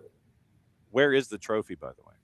I just put it in Coach Phipp's office yesterday. So yeah, it's funny. After the state championship, I never take the trophy home. I let the girls say, "Girls, just make sure I get it back." So that day, like one night or 1 year, one of my players had it and spent the night at her house and took pictures of her with a pillow and stuff. And they just it's theirs. I mean, they earned it. I'm just a facilitator. I'm just the manager. But yeah, they enjoy it. They just don't bring it back. Don't lose it. And they never lose it, so it's worked out. I was wondering if it was a Stanley Cup thing for you, where everybody gets their moment with it, and then it comes back, and then it either stays with you, or it goes to Brett and goes in Brett Phipp's office, or it's shining like 4 separate spotlights when you go walking in the front door of the high school. I didn't know what the situation was. Yeah, we got a trophy. We got a trophy case for him. It was us and our gymnastics team were tied for 3 championships apiece, and so now we have 4. So we kind of lead the pack in the school. But I'll tell you what, our girls lacrosse, man, they're special. They back-to-back state champions, and I don't see them not winning it for years. I mean, they finally got over the hump and beat Milton this year. So I think they should be national champions. I mean, hopefully they will be. I think they're ranked number 2 right now, but they should, because they beat state championship teams in Florida and up north. But yeah, they're going to catch up. They're a quality team. So me and Coach Kiefer have a little competition going. When it comes to the program in and of itself, how would you best describe how it has grown and evolved since you've been there? How has the program and the sport grown there in the West Forsyth community since you were head coach? So my first year, that was probably 9 years ago, 8 years ago, something like that. But I think we made the second round of the playoffs. They'd actually played for a state championship in 2016, so they've always had quality players here. But when I took over, we had some good players, and we played well. But for me, you got to remember, I was a soccer coach and a football coach for a long time, and then when I became a head football coach, I stopped coaching soccer. So I went a 10-year period of not thinking about soccer as far as from the coaching side of it, even though I'd done it forever. And then when I got back into it, the first year for me was kind of remembering a lot of the stuff that I learned as a coach, and kind of worked out in my mind as far as philosophies, kind of getting back into that stuff. But yeah, so went that first year, and we're kind of building, and I went through some coaching changes and this and that, and then COVID happened, and that COVID year we were actually having a really good year. We beat Lambert for the first time in forever, so we were on track to have a pretty good season. And then of course we were all off. We came back, and then that's when the DA program shut down. And then I would argue that year, I guess it was 21, across the state of Georgia was probably the best competition across the state, because all these DA players all played high school in that 1 year. Now you still have a lot of that same level players are still playing high school, but I think that year because everybody was getting out of COVID, they're being shut down, and like, we're going to play soccer. So we had a really, really talented team that year, and that was kind of the springboard for us. And once that happened, the expectation was set, and the quality of player has just increased as the years have gone by. I mean, every year my first couple of years, I had 1 or 2 freshmen maybe make it. Last year I had 6 freshmen make it. This year I had 3 freshmen make it. So that means, and I don't let a freshman make the team unless they're actually going to start and play a bunch. Yeah. And so yeah, the level of player has definitely gone up, and we just have a standard now. We have an expectation. So then, in your mind, what's the most important thing about high school soccer here in Georgia? The most important thing? Mm-hmm. Oh, that's a tough question. Wow. I think it varies for every school. Honestly, it varies for every sport and for every coach and for every team, because you might be taking over a program where you're trying to have a winning record for the first time, and the things you do there that are important to that team and that program are going to be a lot different than what is important to my program, because we're at the national level now. We're not just talking about state championships, we're talking about national championships. So I think it varies. I think ultimately though, you want these girls to have a great experience. Yeah. I told you about the breakdown fun, how do you spell fun? We have fun. I think that's why I probably won't go back to coaching football, because when you're a football coach, you got to kind of be a you know what. Mm-hmm. You have to. I mean, that's the nature of the beast. I don't like being that way. I like being the fun guy. So with girls soccer, I can have fun at practice and joke and have a good time, and the girls respond. I think if you take it too serious, if you try to treat them like boys, and that's your format of coaching with girls, I think it's unsuccessful. So that's my take. And for those that may not know, your head coaching career in the FWOTB ALL was North Forsyth and Dutchtown. Dutchtown, yes, sir. So it went like Dutchtown, North Forsyth, and then you've got your soccer run. Yes, came to West. Yep. Yep. Is there one thing that you would change or augment, update, change about high school soccer in the state? Oh, that's a tough question. It used to be the PK thing. I had this crazy idea about, because I hate, PKs. It's exciting to watch. Don't get me wrong. A lot of soccer, enthusiasts, love PKs. But I'm like, if we're going to go to overtime, how about let's remove a player?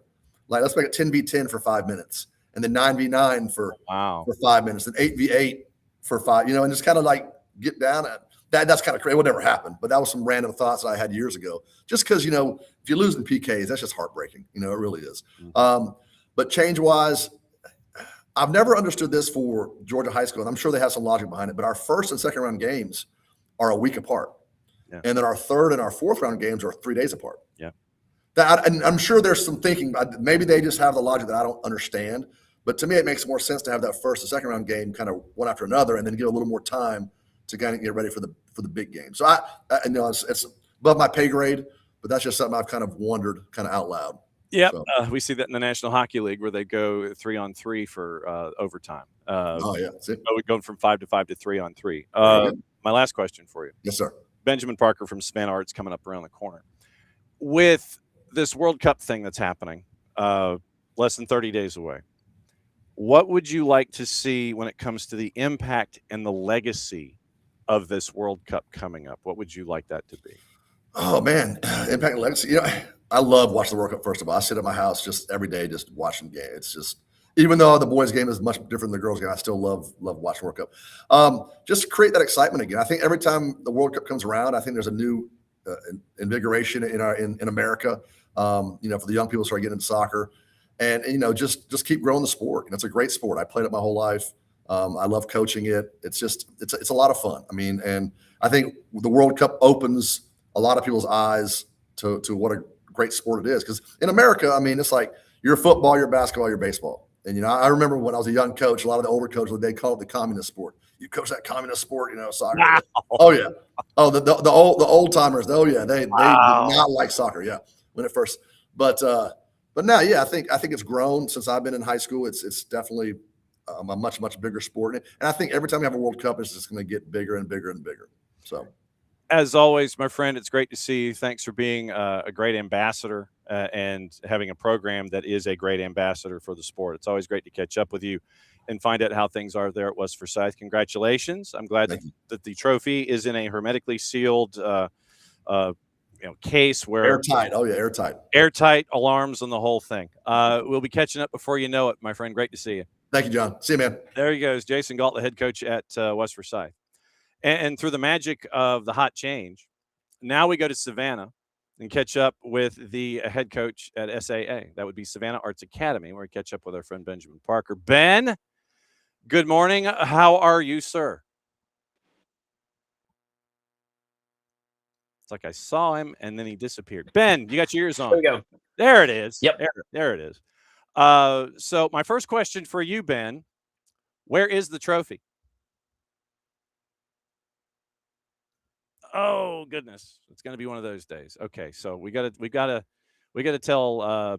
tell Ben what is it? What did they say? It is so we got to do the Streaming, we got to go Android, Chrome, iOS, Safari. We got to do those things. Okay, so really quickly. Okay, Ben, what kind of phone are you using?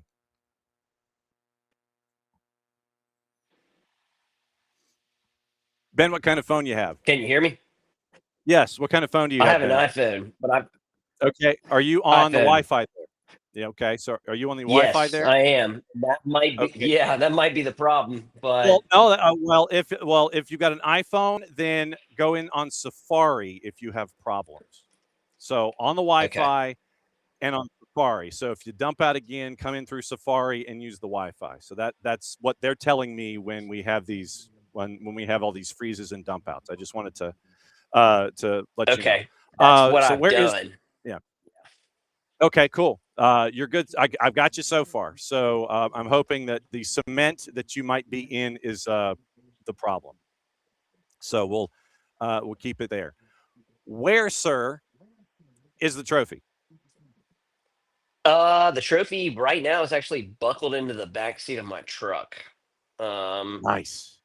So yeah, we have a banquet later on, and I wanted to transport it nice and safely. So that's where it is. Did you lose track of it? Has it been in your sight the whole time? How has its status been?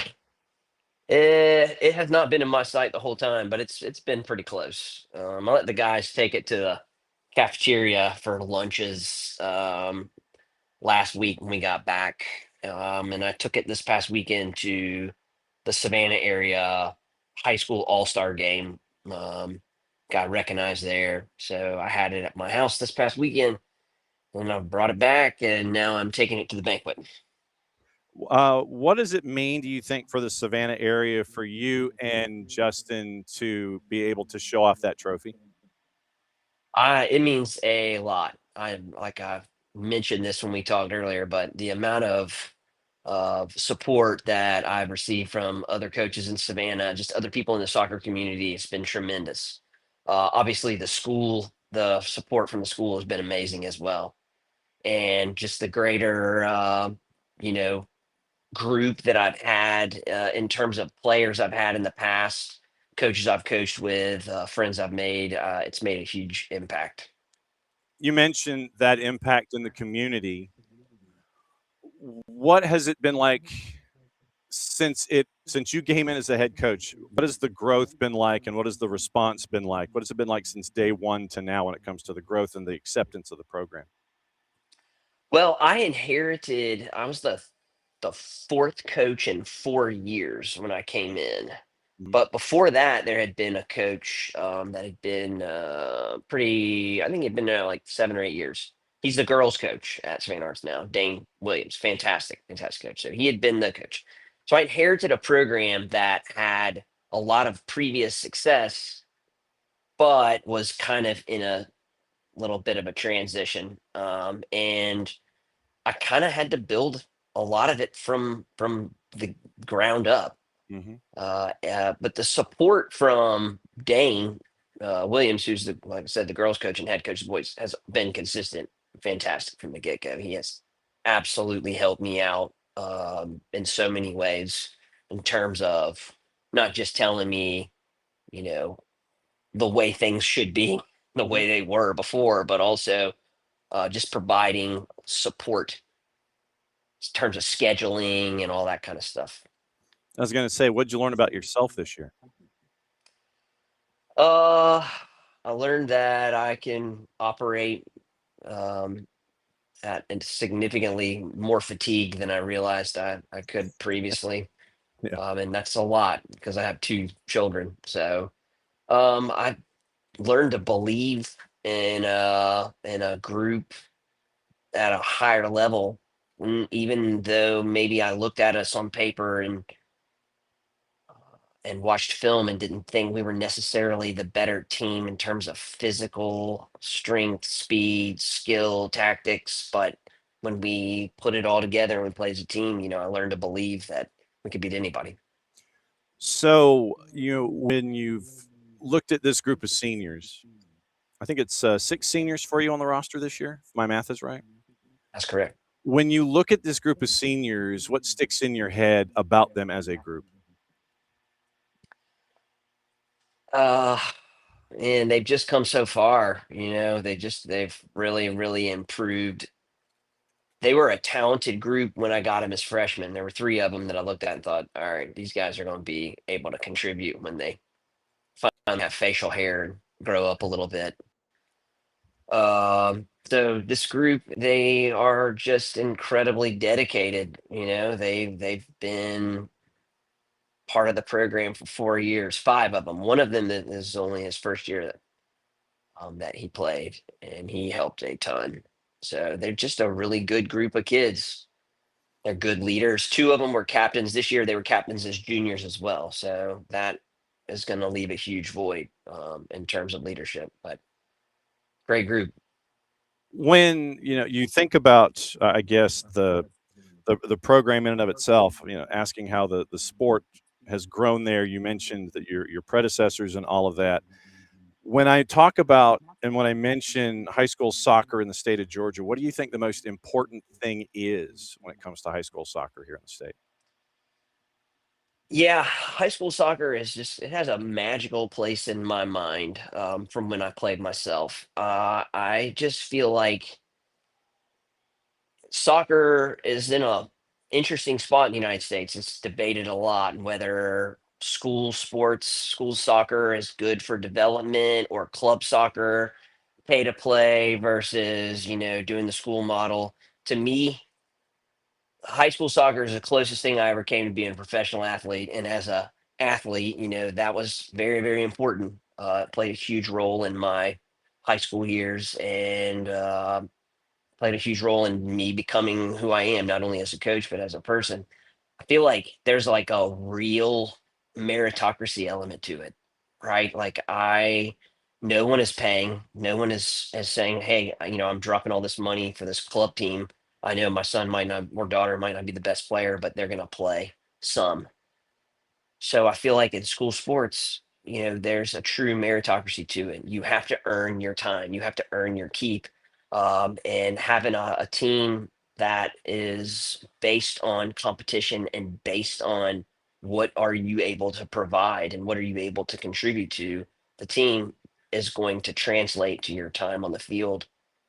That to me is huge. And high school soccer has grown a ton since I played, but it was great competition when I played as well, 20 Where'd you go? plus years ago. I was gonna say, where'd you go to school?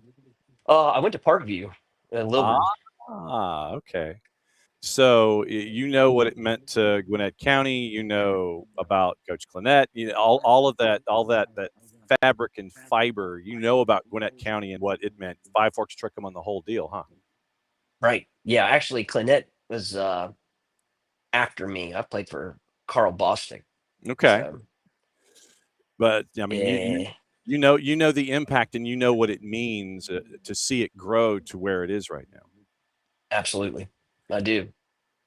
If you could change one thing, what would it be? About high school soccer?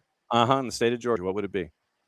Uh no more shootouts, man. Unless it's in the tournament.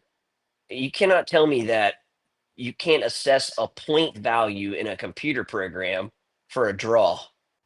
This game that we love, sometimes we play 80 minutes or 100 and we're just level. It's okay. Just to sign a point. We were, 6 shootouts this year. So I just feel like, and that's a new thing. I mean, we had draws a couple years ago, it felt like. So that would be my recommendation, unless it is a region championship or region tournament or the state tournament. I think ties are okay. Okay. No, you will not get a counterpoint from me on that. I dig that as well, especially in the regular season. You don't have to play another 20 and go to a shootout or go straight to a shootout in a non-region or anything like that. So, having grown up around the game as much as you have, in a hotbed that has been an anchor for the sport in Gwinnett County, and now with you and Islands as state champs and what we're seeing on the coast, and it continues to grow there. With the World Cup coming, in less than a month. What do you want to see when it comes to impact and legacy of the tournament when it goes away, when it's here, and then it leaves in late July? I just hope it brings people together. I hope it brings communities together to watch great games. Obviously, I hope the U.S. can get out of their group, maybe make a quarterfinal run. I want to see the restaurants full of people, showing up on a Tuesday afternoon to watch the U.S. men's national team play. Those are things that I hope to see, that it brings people together and that it fosters a sense of community around the game of soccer. I feel like the game in general is growing at a healthy rate. The next thing we need to do is figure out this whole pay to play versus school ball versus whatever. We need to get on the same page. I don't know who in the world is going to be able to figure that out, but I don't think the World Cup can do any harm in that regard. No doubt. As always, we can't thank you enough for answering the bell when I send out emails at really late hours and go, hey, can you do a quick turn and sit in your car and do an interview? Can't thank you enough for all of this, and congratulations and safe travel and transport with that trophy. Do you have your gear and your rings all figured out yet? I was looking at rings today, so we got to get some shirts made too. I got region champion t-shirts made for the banquet. Okay. I should have, I guess, believed a little bit more, but Hey, at look, that point in time, that's the first region championship we won in 6 years too. So I was pretty stoked about that. I mean, look, it's nothing wrong with being even a little stitious. And then when everything is over and you know the end result, then you crank out all the gear, and then you go to, coach's corner, and then you go and have the big banquet or whatever. Great to see you. Great to catch up with you. Do not be a stranger. I'll be knocking on your door soon. And thanks for all that you do for the sport down there at Savannah Arts. Congratulations. And we will be catching up with you on the flip side. Go get some rest. Thanks, John. Appreciate you. There goes Ben Parker, head coach at Savannah Arts. Okay. One more red clay today because we are toward the beginning of hour number 3. Just to give you the rundown here. It is one more red clay interview today, and that's going to be with Lucas Kimmel from Thomasville on the girls' side. We're going to have that. Then on the flip side of the Lucas Kimmel interview, we're going to get caught up on everything else. Anything else that you guys want to talk about when it comes to Open Cup from last night? Morning, David. Good to see you. So we've got that. We've got all your AM news. We got a lot of stuff on Southampton. Lawsuit involving the NASL. It might be the end of Western United in Australia. We got some stuff involving FIFA and maybe a clock and stops and starts with IFAB and American soccer. So that's added time coming up in a bit. And now it is our last red clay of the day. We did catch up with Molly McCarty from Jefferson because of its length and because of all of the different points that we got into. We're going to turn that separately. That's going to be on the network later today as a podcast. Video will be available also later, but the audio of that's going to get flipped first. It was a great in-depth conversation that we got to have with Molly before she had to go and monitor testing on the Jefferson campus. And it was really cool to catch up with her before her morning started. So without further ado, we're going to wrap up hour number 2, bridge into hour number 3, catching up with Thomasville head coach on the girls' side, Lucas Kimmel, and find out what it's been like for him over the last little bit to have one of the 2 trophies that headed back to Thomasville. We caught up with Coach Peterson yesterday. Time to catch up with Coach Kimmel today. So my first question for you, Coach, is you have let Coach Peterson have both the trophies in like his office space. They're a matching set. Yeah, they're side by side there. Just because our offices there are relatively new in the construction of this new gym. And I don't yet have like curtains and stuff in mine. I haven't had the time to decorate mine. We just we set them up before we put them into the actual trophy case we have. Did you get to take it home with you? Did you lose track of it at any point? Not a chance. No, I didn't take it home, but not a chance I was losing track of that. That stayed with me and with our stuff all the way home. My first question having to do with the match in and of itself is that Luke Winstall and I, when we called the match on NFHS, the first thing that I noticed to me was not a surprise, but it was the amount of crowd support that had come up from Thomasville to be in Thomaston for this match. What was it like for you and the team to look across and see all of those white T-shirts, and then you have the splashes of red there? What was it like on the left-hand side of your screen to see everybody that was here for the match? Oh, I mean, it was surreal. Having that much of the community come together to travel that far just to come watch a couple soccer games. Granted, it is, yes, 2 state championship games, and you get to go watch both of them, but it was awesome, especially, I mean, seeing that kind of crowd. And I give a lot of them full credit for making sure that they found their way into the shade under the press box shadow. The students, they were their own band of crazy. You knew they were going to be in the front anyway.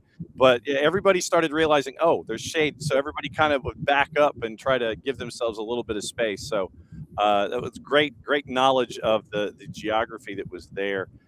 How many times have you seen the match since you finished the match and got home? How many more times have you watched it? 2 full-time through, and then bits and pieces of a third. So when you watched it all the way through, was there anything that stuck out in your head about the match in and of itself that you may not have realized or recognized when you were live with it?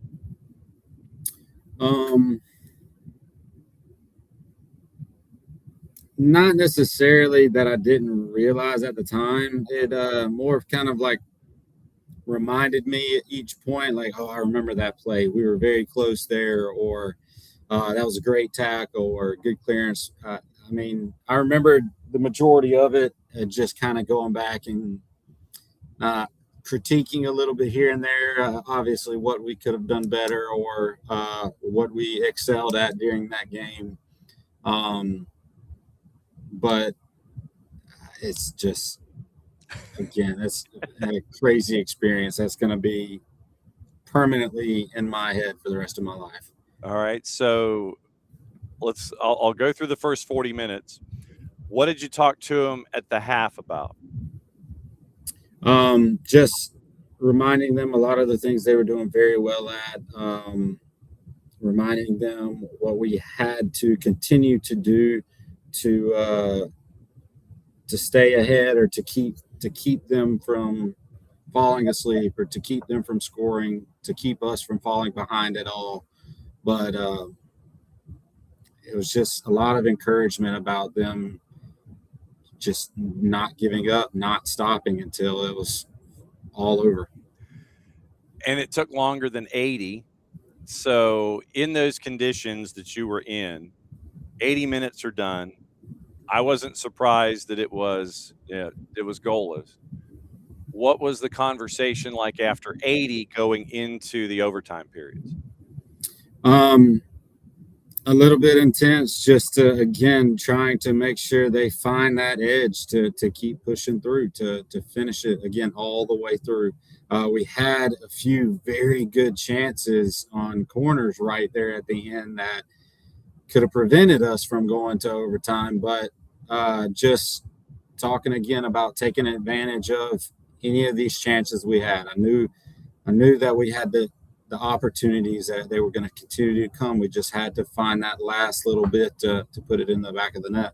And you did practically right there at the end of 100. 53 seconds left. Yeah, I mean, it was, I think, 50. Yeah, it's like 53 and change. It was like 53.2 or something like that. But then you've got to make sure that once it goes in, it trickles into the net, that you got to manage that extra 53 to make sure that nothing happens, that you don't get anything quick coming back at you the other way. Horn sounds, you win. Everybody to your left is going crazy in the stands. Was it a Jim Valvano kind of a moment where you're looking for folks to hug? Is it, were you running out there trying to grab anybody and everybody? What do you remember about it? I didn't sprint off like a lot of people. It was just, again, kind of surreal. It was like, what do I do now? I mean, yeah, we've won a lot of close games, and it's been this kind of situation, but it was finally finished. How I go get the trophy? Do I go celebrate with the girls? Do I go thank fans or referees or the other team? I think do we get out of the way for the boys next? It's like, we're not done yet. I still need to get my trophy. I think that the matchup with Model, I think it was a great personification of what, for anyone who hasn't seen Class A Division I, what that classification brings to the table when it comes to the sport in and of itself. Because you've got Lamar, you've got Fannin, it's you, it's Social Circle, it's Model, it's Ace, it's Jeff Davis, it's Bremen. Bleckley's coming from the outside now, and they're coming in. Toombs County, we know what they bring to the table. What do you think folks are missing by not seeing, for the next couple of months anyway, Class A Division I soccer? What are they missing out on? Just more and more talented players. I mean, they're not all at the 6A and the 3A. Even some of these smaller schools have incredible amounts of talent that can, again, compete with some of the best teams in the state. How hard is it to go 23-0?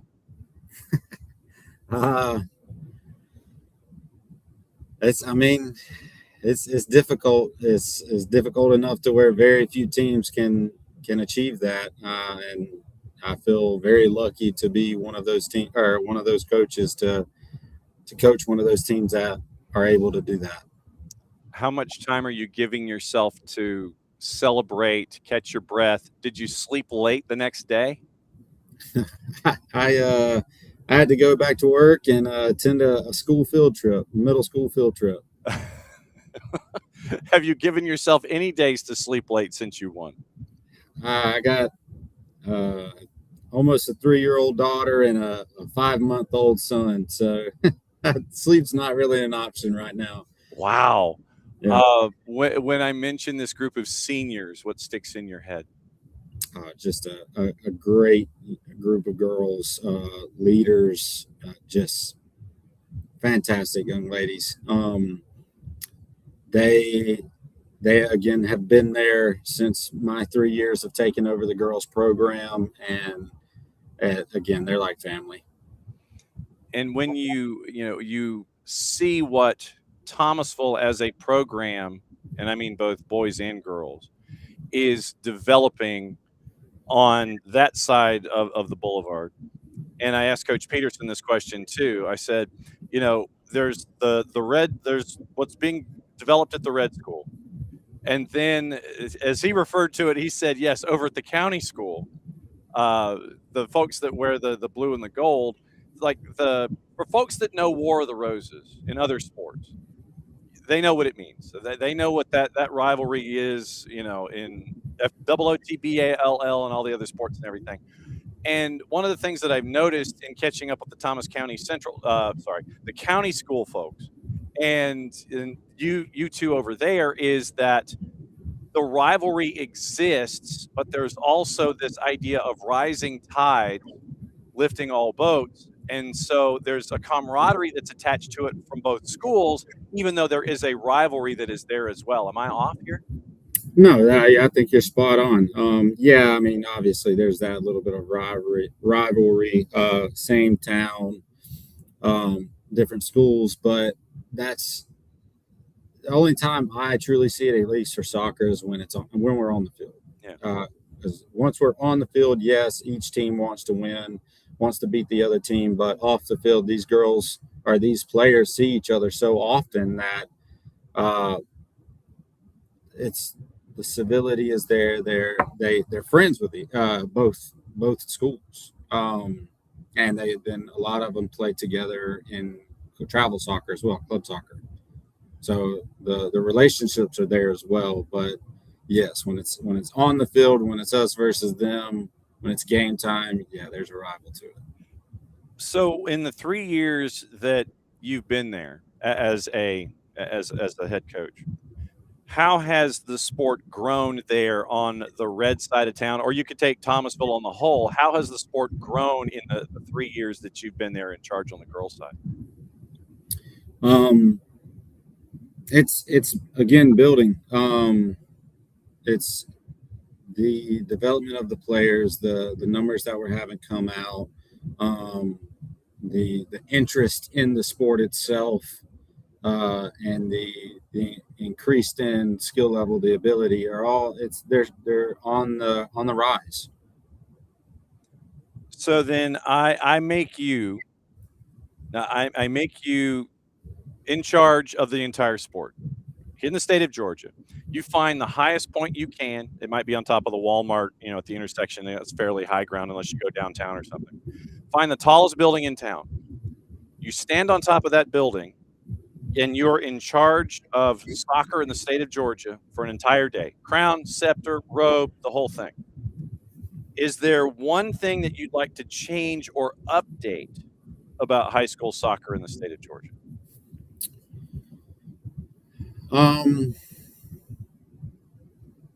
That's a question you'd have to give me a bit more time to think on. You shoot me an email. That's perfectly fine.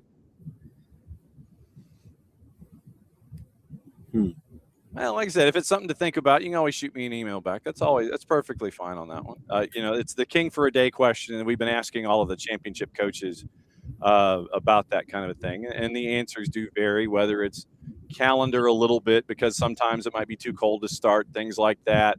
I'd love a winter season. Okay. I love the cold. And I mean, and down there on off of Georgia 300 and go onto the boulevard, it's not as bad down there as it is, for folks a little further up. So that is true as well. Yeah. It might be a bit of a snowbird schedule that you could get orchestrated if you ended up with a winter schedule. From playing here in, growing up and everything, what do you think the most important thing is about high school soccer in the state? Most important thing about high school soccer, just again, the continuing the development. Some coaches only get to see these players these 3 months out of the year. Some coaches also coach some of the travel ball, so they keep up and are with the clubs and see the progression there as well. But again, just pushing that not taking those 5 months, 6 months, however long off a year and not touching a ball, but just continuing to have that skill, to not let that rust build up, and again continue the improvement. Then there's a tournament coming here to this hemisphere. You might have heard of it. Coming out in about a month, and this World Cup thing. When it shows up and it's here for that 5 weeks, what do you want to see the impact and the legacy of the summer's World Cup be? Again, just more exposure to the game of soccer, at least for the U.S., for South Georgia especially as well. Most popular sport in the world, but not necessarily in the U.S. And just to continue to develop and have those players get that kind of exposure to be able to, or have that excitement to go play on the professional level like they do for MLB or NFL or whatever other professional sports, to continue to grow that level of enjoyment and desire at the soccer level. How much time are you going to give yourself to enjoy this title before you start thinking about 27? Another week. Let me finish out this week of school and all the events that we have going on here, and then it's time to start thinking for the next. How full is your schedule? Planning. How full is your schedule? I think we have room for a couple games still, but again, Peterson and I are working together to make sure our schedule is right for the next season, especially with the way the power rankings are set up and all of that. What's it like with him as a mentor and a guide through all of this? Oh, extremely helpful. We get along great. Very family, close friends, and just any questions that I might have, any advice that I might need, he's definitely always there to help me.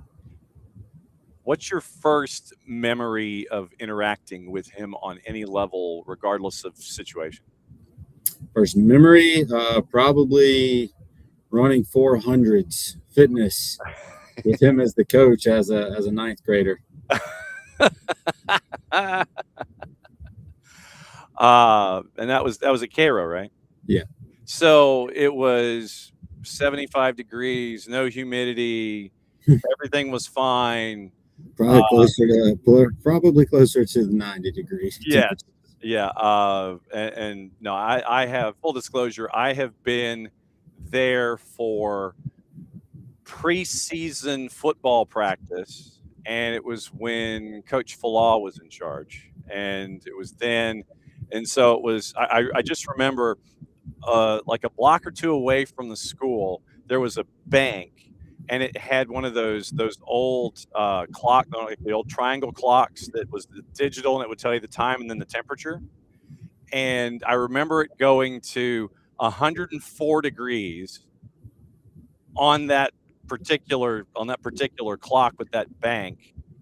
And it was, I had blown through like 3 or 4 shirts that day when we went down to go cover the syrup makers. And I know of which you speak, but I also know that it is a very, very special environment for what they do and how they support all of their athletics. And I know that you're getting that there at Thomasville.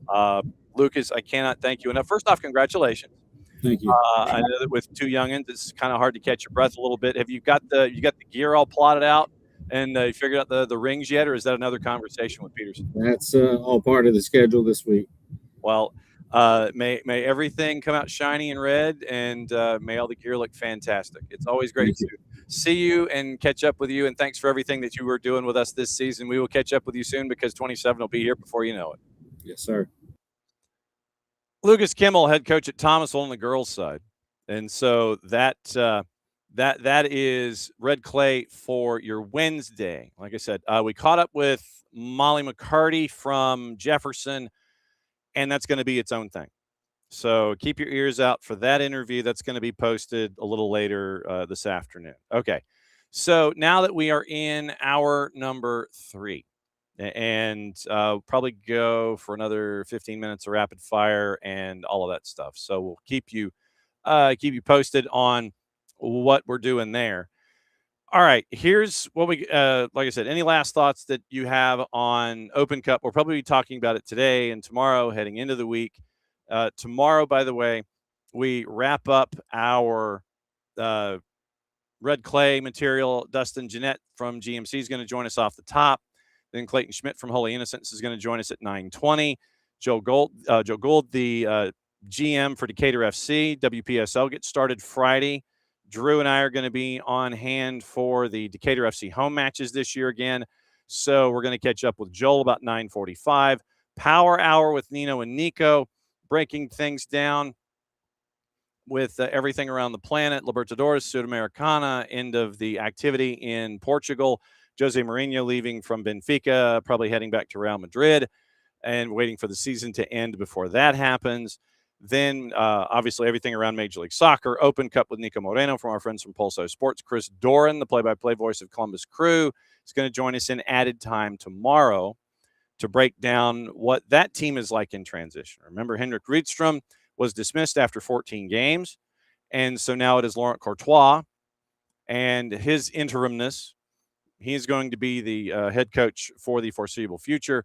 So we're going to talk about 2 teams in transition, Atlanta and Columbus. Chris Doran, voice of Columbus Crew, is going to join us tomorrow at 11 o'clock, and that's going to be Thursday. Friday is still set to be a day of chaos involving our friends from Apple TV.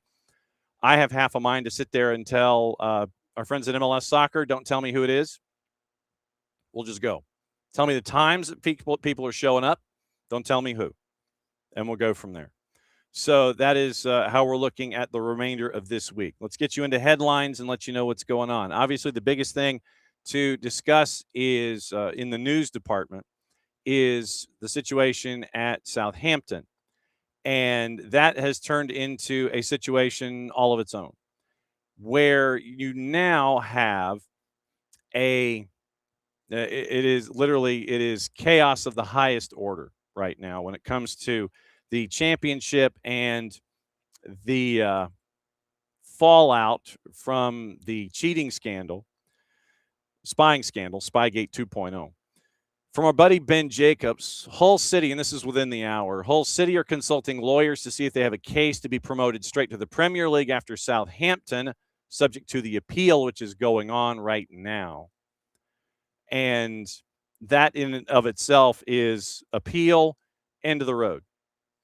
So appeal happens, decision one way or the other, it cannot go to CAS.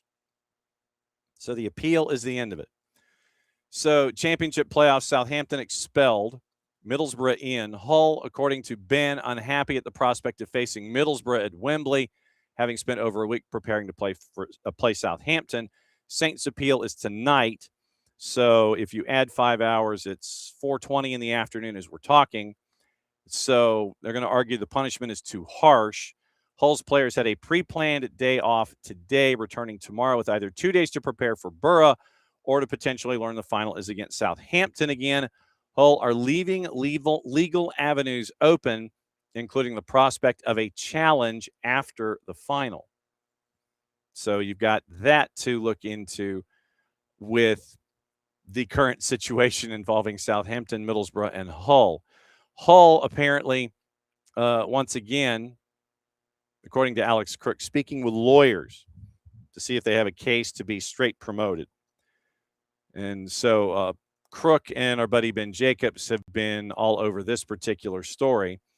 Then you have a statement from the Southampton CEO that happened during the show this morning, confirming the appeal and the expulsion and the 4-point deduction. Phil Parsons, not that Phil Parsons, Southampton CEO, addressed the supporters, players, and the football community. He says, quote, "What happened was wrong. Club has admitted breaches of EFL regulations 3.4 and 127. Sorry to the other clubs involved. They lost each match. They were 0 for 3 in their spying. Most of all to Southampton supporters, so on and so forth. Provided our full cooperation to the EFL investigation and disciplinary process. Following the appeal, we'll also be writing to the EFL to volunteer our participation in a working group on the practical application and enforcement of Regulation 127 across the championship on the appeal itself. Accept that there should be a sanction. What we cannot accept is a sanction which bears no proportion to the offense. Leeds was fined £200,000. That was Bielsa. Southampton have been denied the opportunity to compete in a game worth more than $200 million, and one which means so much to our staff, players, and supporters. We believe the financial consequence of yesterday's ruling makes it by a very considerable distance the largest penalty ever imposed on an English football club. Paragraph. Luton Town's 30-point deduction in 2008-2009, to date the most severe supporting sanction in the English game levied against the club already in League Two. No comparable revenue at stake. Derby County's 21-point deduction in 2021 cost them their championship status.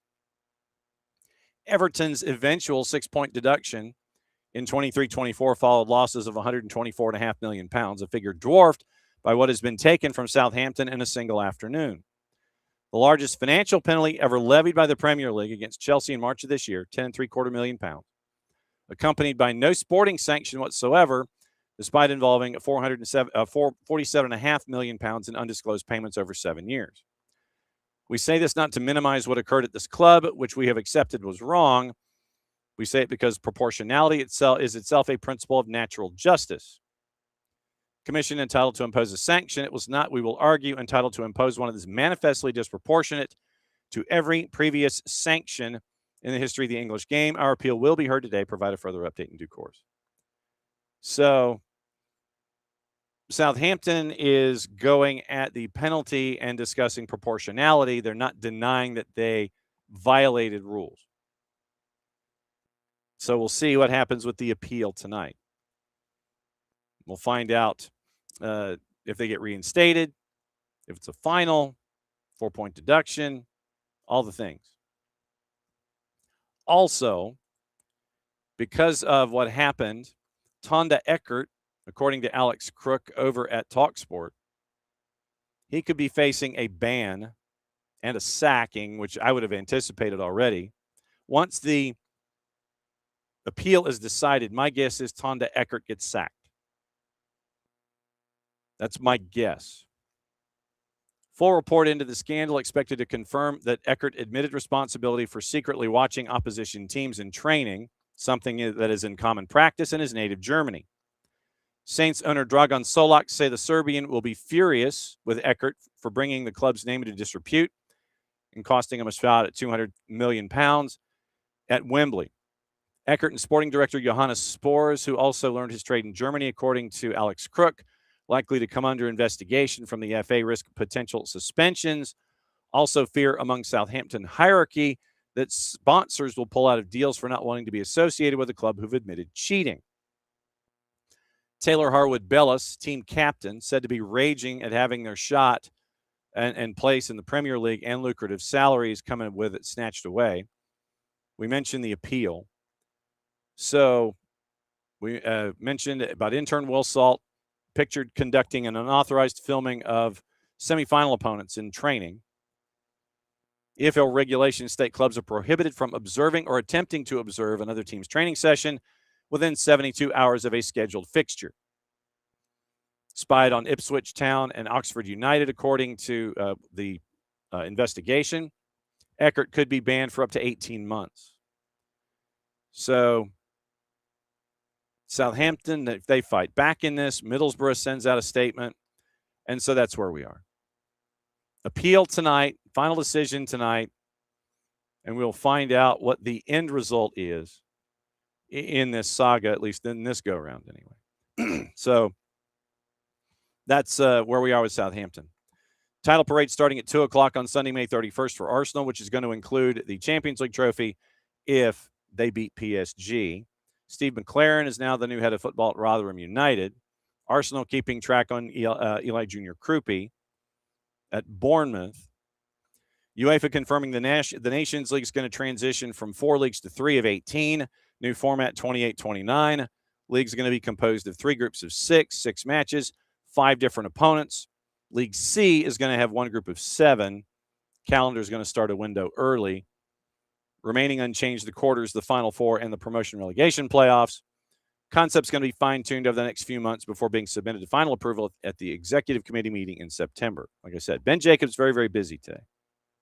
So a lot of stuff with him. Watford in advanced talks to hire Niels Fredriksson. Led Lech Poznan to back-to-back Polish titles. Hopefully, Niels Fredriksson gets everything in writing. So we'll see what happens there. Also on the board this morning, it was at The Guardian. They have been very busy. It appears, according to published reports at The Guardian, that you may end up with,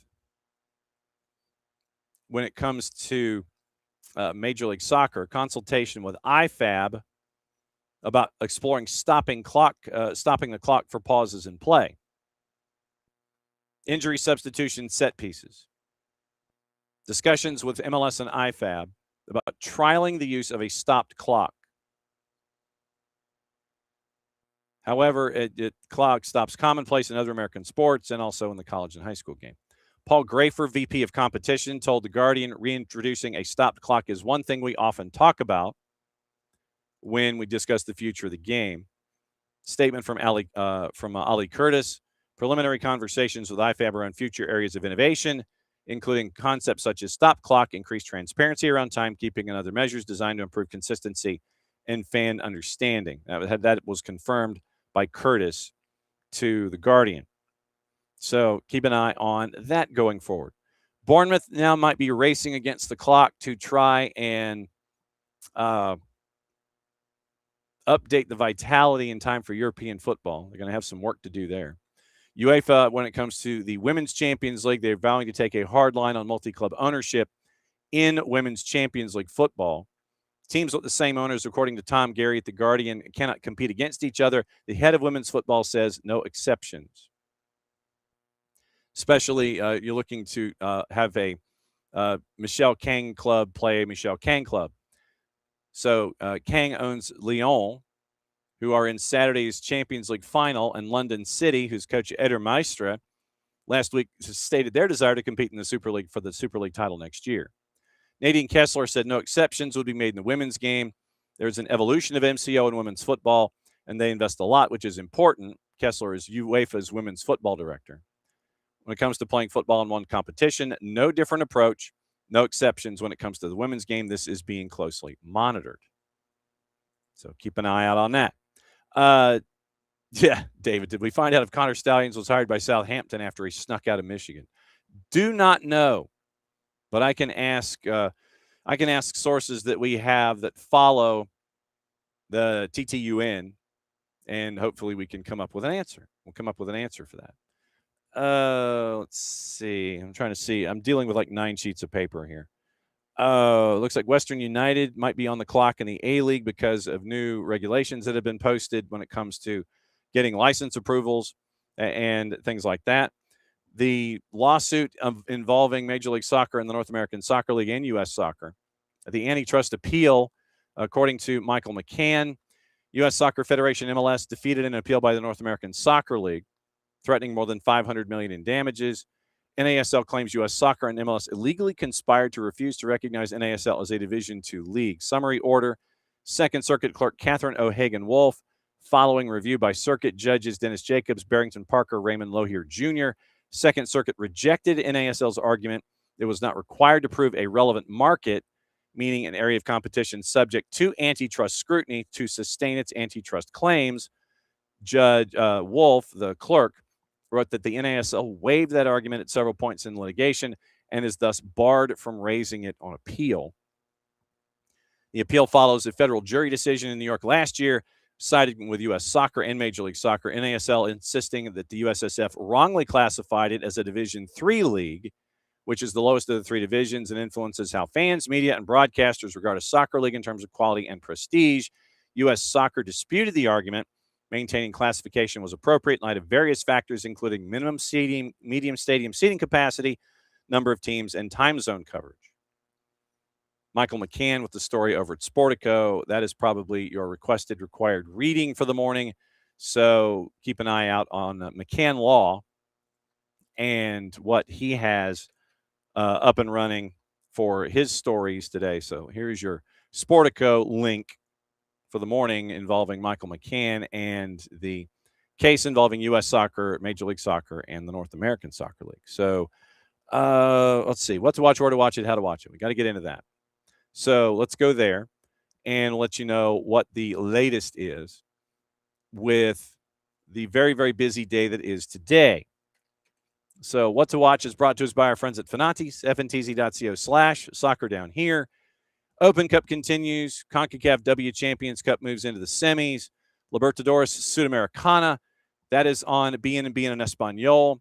Libertadores at 6 and 10. Sudamericana with River Plate and Red Bull Bragantino is at 8:30.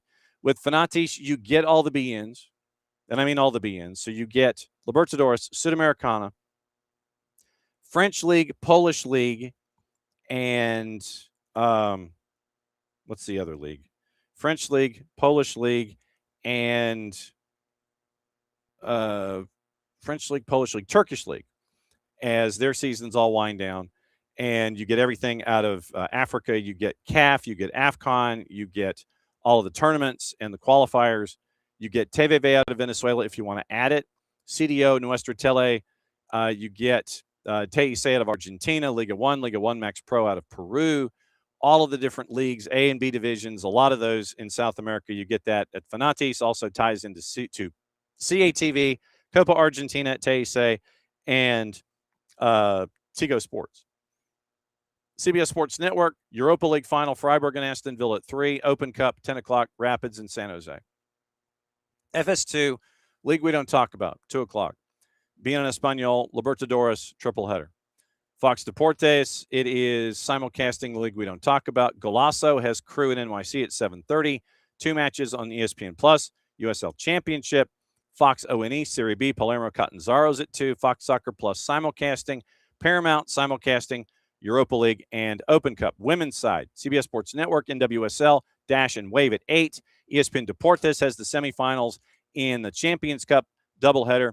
Club America Gotham at 7:30, Washington Spirit Pachuca at 10:30, simulcast on Paramount Plus. Victory Plus has NWSL available, Portland and Bay, Angel City, and Kansas City Current. So that is what to watch, where to watch it, how to watch it from our friends at Fanatics at fntz.co/soccer down here. Now, gossip, rumor, and innuendo before we are out the door to break it all down for you. And a very, very busy day across the board with a bunch of things. So, Erling Haaland said after the match, City should be angry over losing the title. I'm not surprised by that at all. Pep Guardiola is also set for talks with the City chair over the exit because he said he was waiting till the end of the year. So we're getting close to that. You have also the 22-year wait and the parade that's going to be happening for Arsenal coming up at the end of the month. Chelsea, Liverpool, Manchester United among the clubs lining up a deal to sign Jared Bowen this summer, according to The Guardian. Hammers looking to be relegated. Need to raise about £100 million in player exits. If they do, he's been with West Ham since 2020, since moving from Hull City, 8 + 10 this year. United and Liverpool showing interest in Juve defender Gleison Bremer, according to Gazzetta dello Sport, ready to consider his future if they fail to reach Champions League for next year, contract that expires in 29. Brazil International caught the eye of Premier League clubs. Juve's previous demands for a €70 million transfer fee have dropped. Arsenal, Chelsea, United. Stepping up interest in Club Brugge winger Christos Solis, according to Team Talk. 20 + 27 in 50 appearances across all comps this year. It is all 3 clubs linked to reporting to have sent scouts to watch him, which could lead to a move. Barca going to need to move a few players if they're going to sign Bastoni. According to Marca, linked with a €70 million move for the Italy center back. Doubts have emerged over the possibility of a deal. Araujo and Jules Koundé have been touted as possible options who may need to make way. Still uncertainty over Andreas Christensen and whether he signs a new deal. Rodri would love to join Real Madrid this summer, according to Marca. Willingness to move to Madrid would make a move easier. Strengthened in a position where the club is keen to improve. Pep's exit from City may also play a part in the decision. Paulo Dybala open to a switch to the Premier League this year as he nears the end of his contract at Roma. Sky claims that the striker would like to move to England, even though talks over a new deal are underway. Played most of his whole senior career in Italy, Palermo, Juve, 4 years at Roma, 45 + 28 and 130 appearances. Marc Cucurella is Atletico Madrid's priority signing this summer. Although they know that the arrival would not be easy, Atletico expect defenders Jose Jimenez and Clement Lenglet to depart. That's from Marca. Cadena Ser, Atleti would also be happy to sanction a big money departure for Julian Alvarez, as it would generate funds for said window. Valentin Barco set to join Chelsea after he announced his exit from Strasbourg, 6-year deal on offer. We talked about that yesterday. It's from L'Equipe. Nicola Schira, Bayern showing interest in Inter Milan defender Jan Bisek. Contract through 29, though. Fabrizio Romano, Manchester United keeper Alte Bayindir could leave the club this summer. Besiktas showing interest. Team Talk, Monaco braced for interest in winger Magnus Akliush by Manchester United and Liverpool. 2 years remaining on his deal. Romano, again, FC Porto youngster William Gomes is an option for Atletico de Madrid. Contact between the two clubs has opened up. Chelsea placed Crystal Palace's and France defender Maxence Lacroix as a key target in the window. 3 years left on his deal. Ekrem Konur. Marseille looking at potential squad change. Quentin Timber among those who could leave the club. Villa and Palace showing interest in the midfielder. Mundo Deportivo, Barcelona ready to do everything possible to keep loanees Marcus Rashford, Joao Cancelo at the club.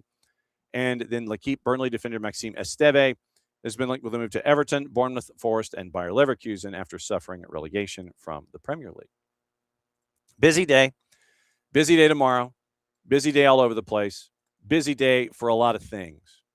And so we can't thank you all enough for everything that we did today on yet another long supersized show going into added time.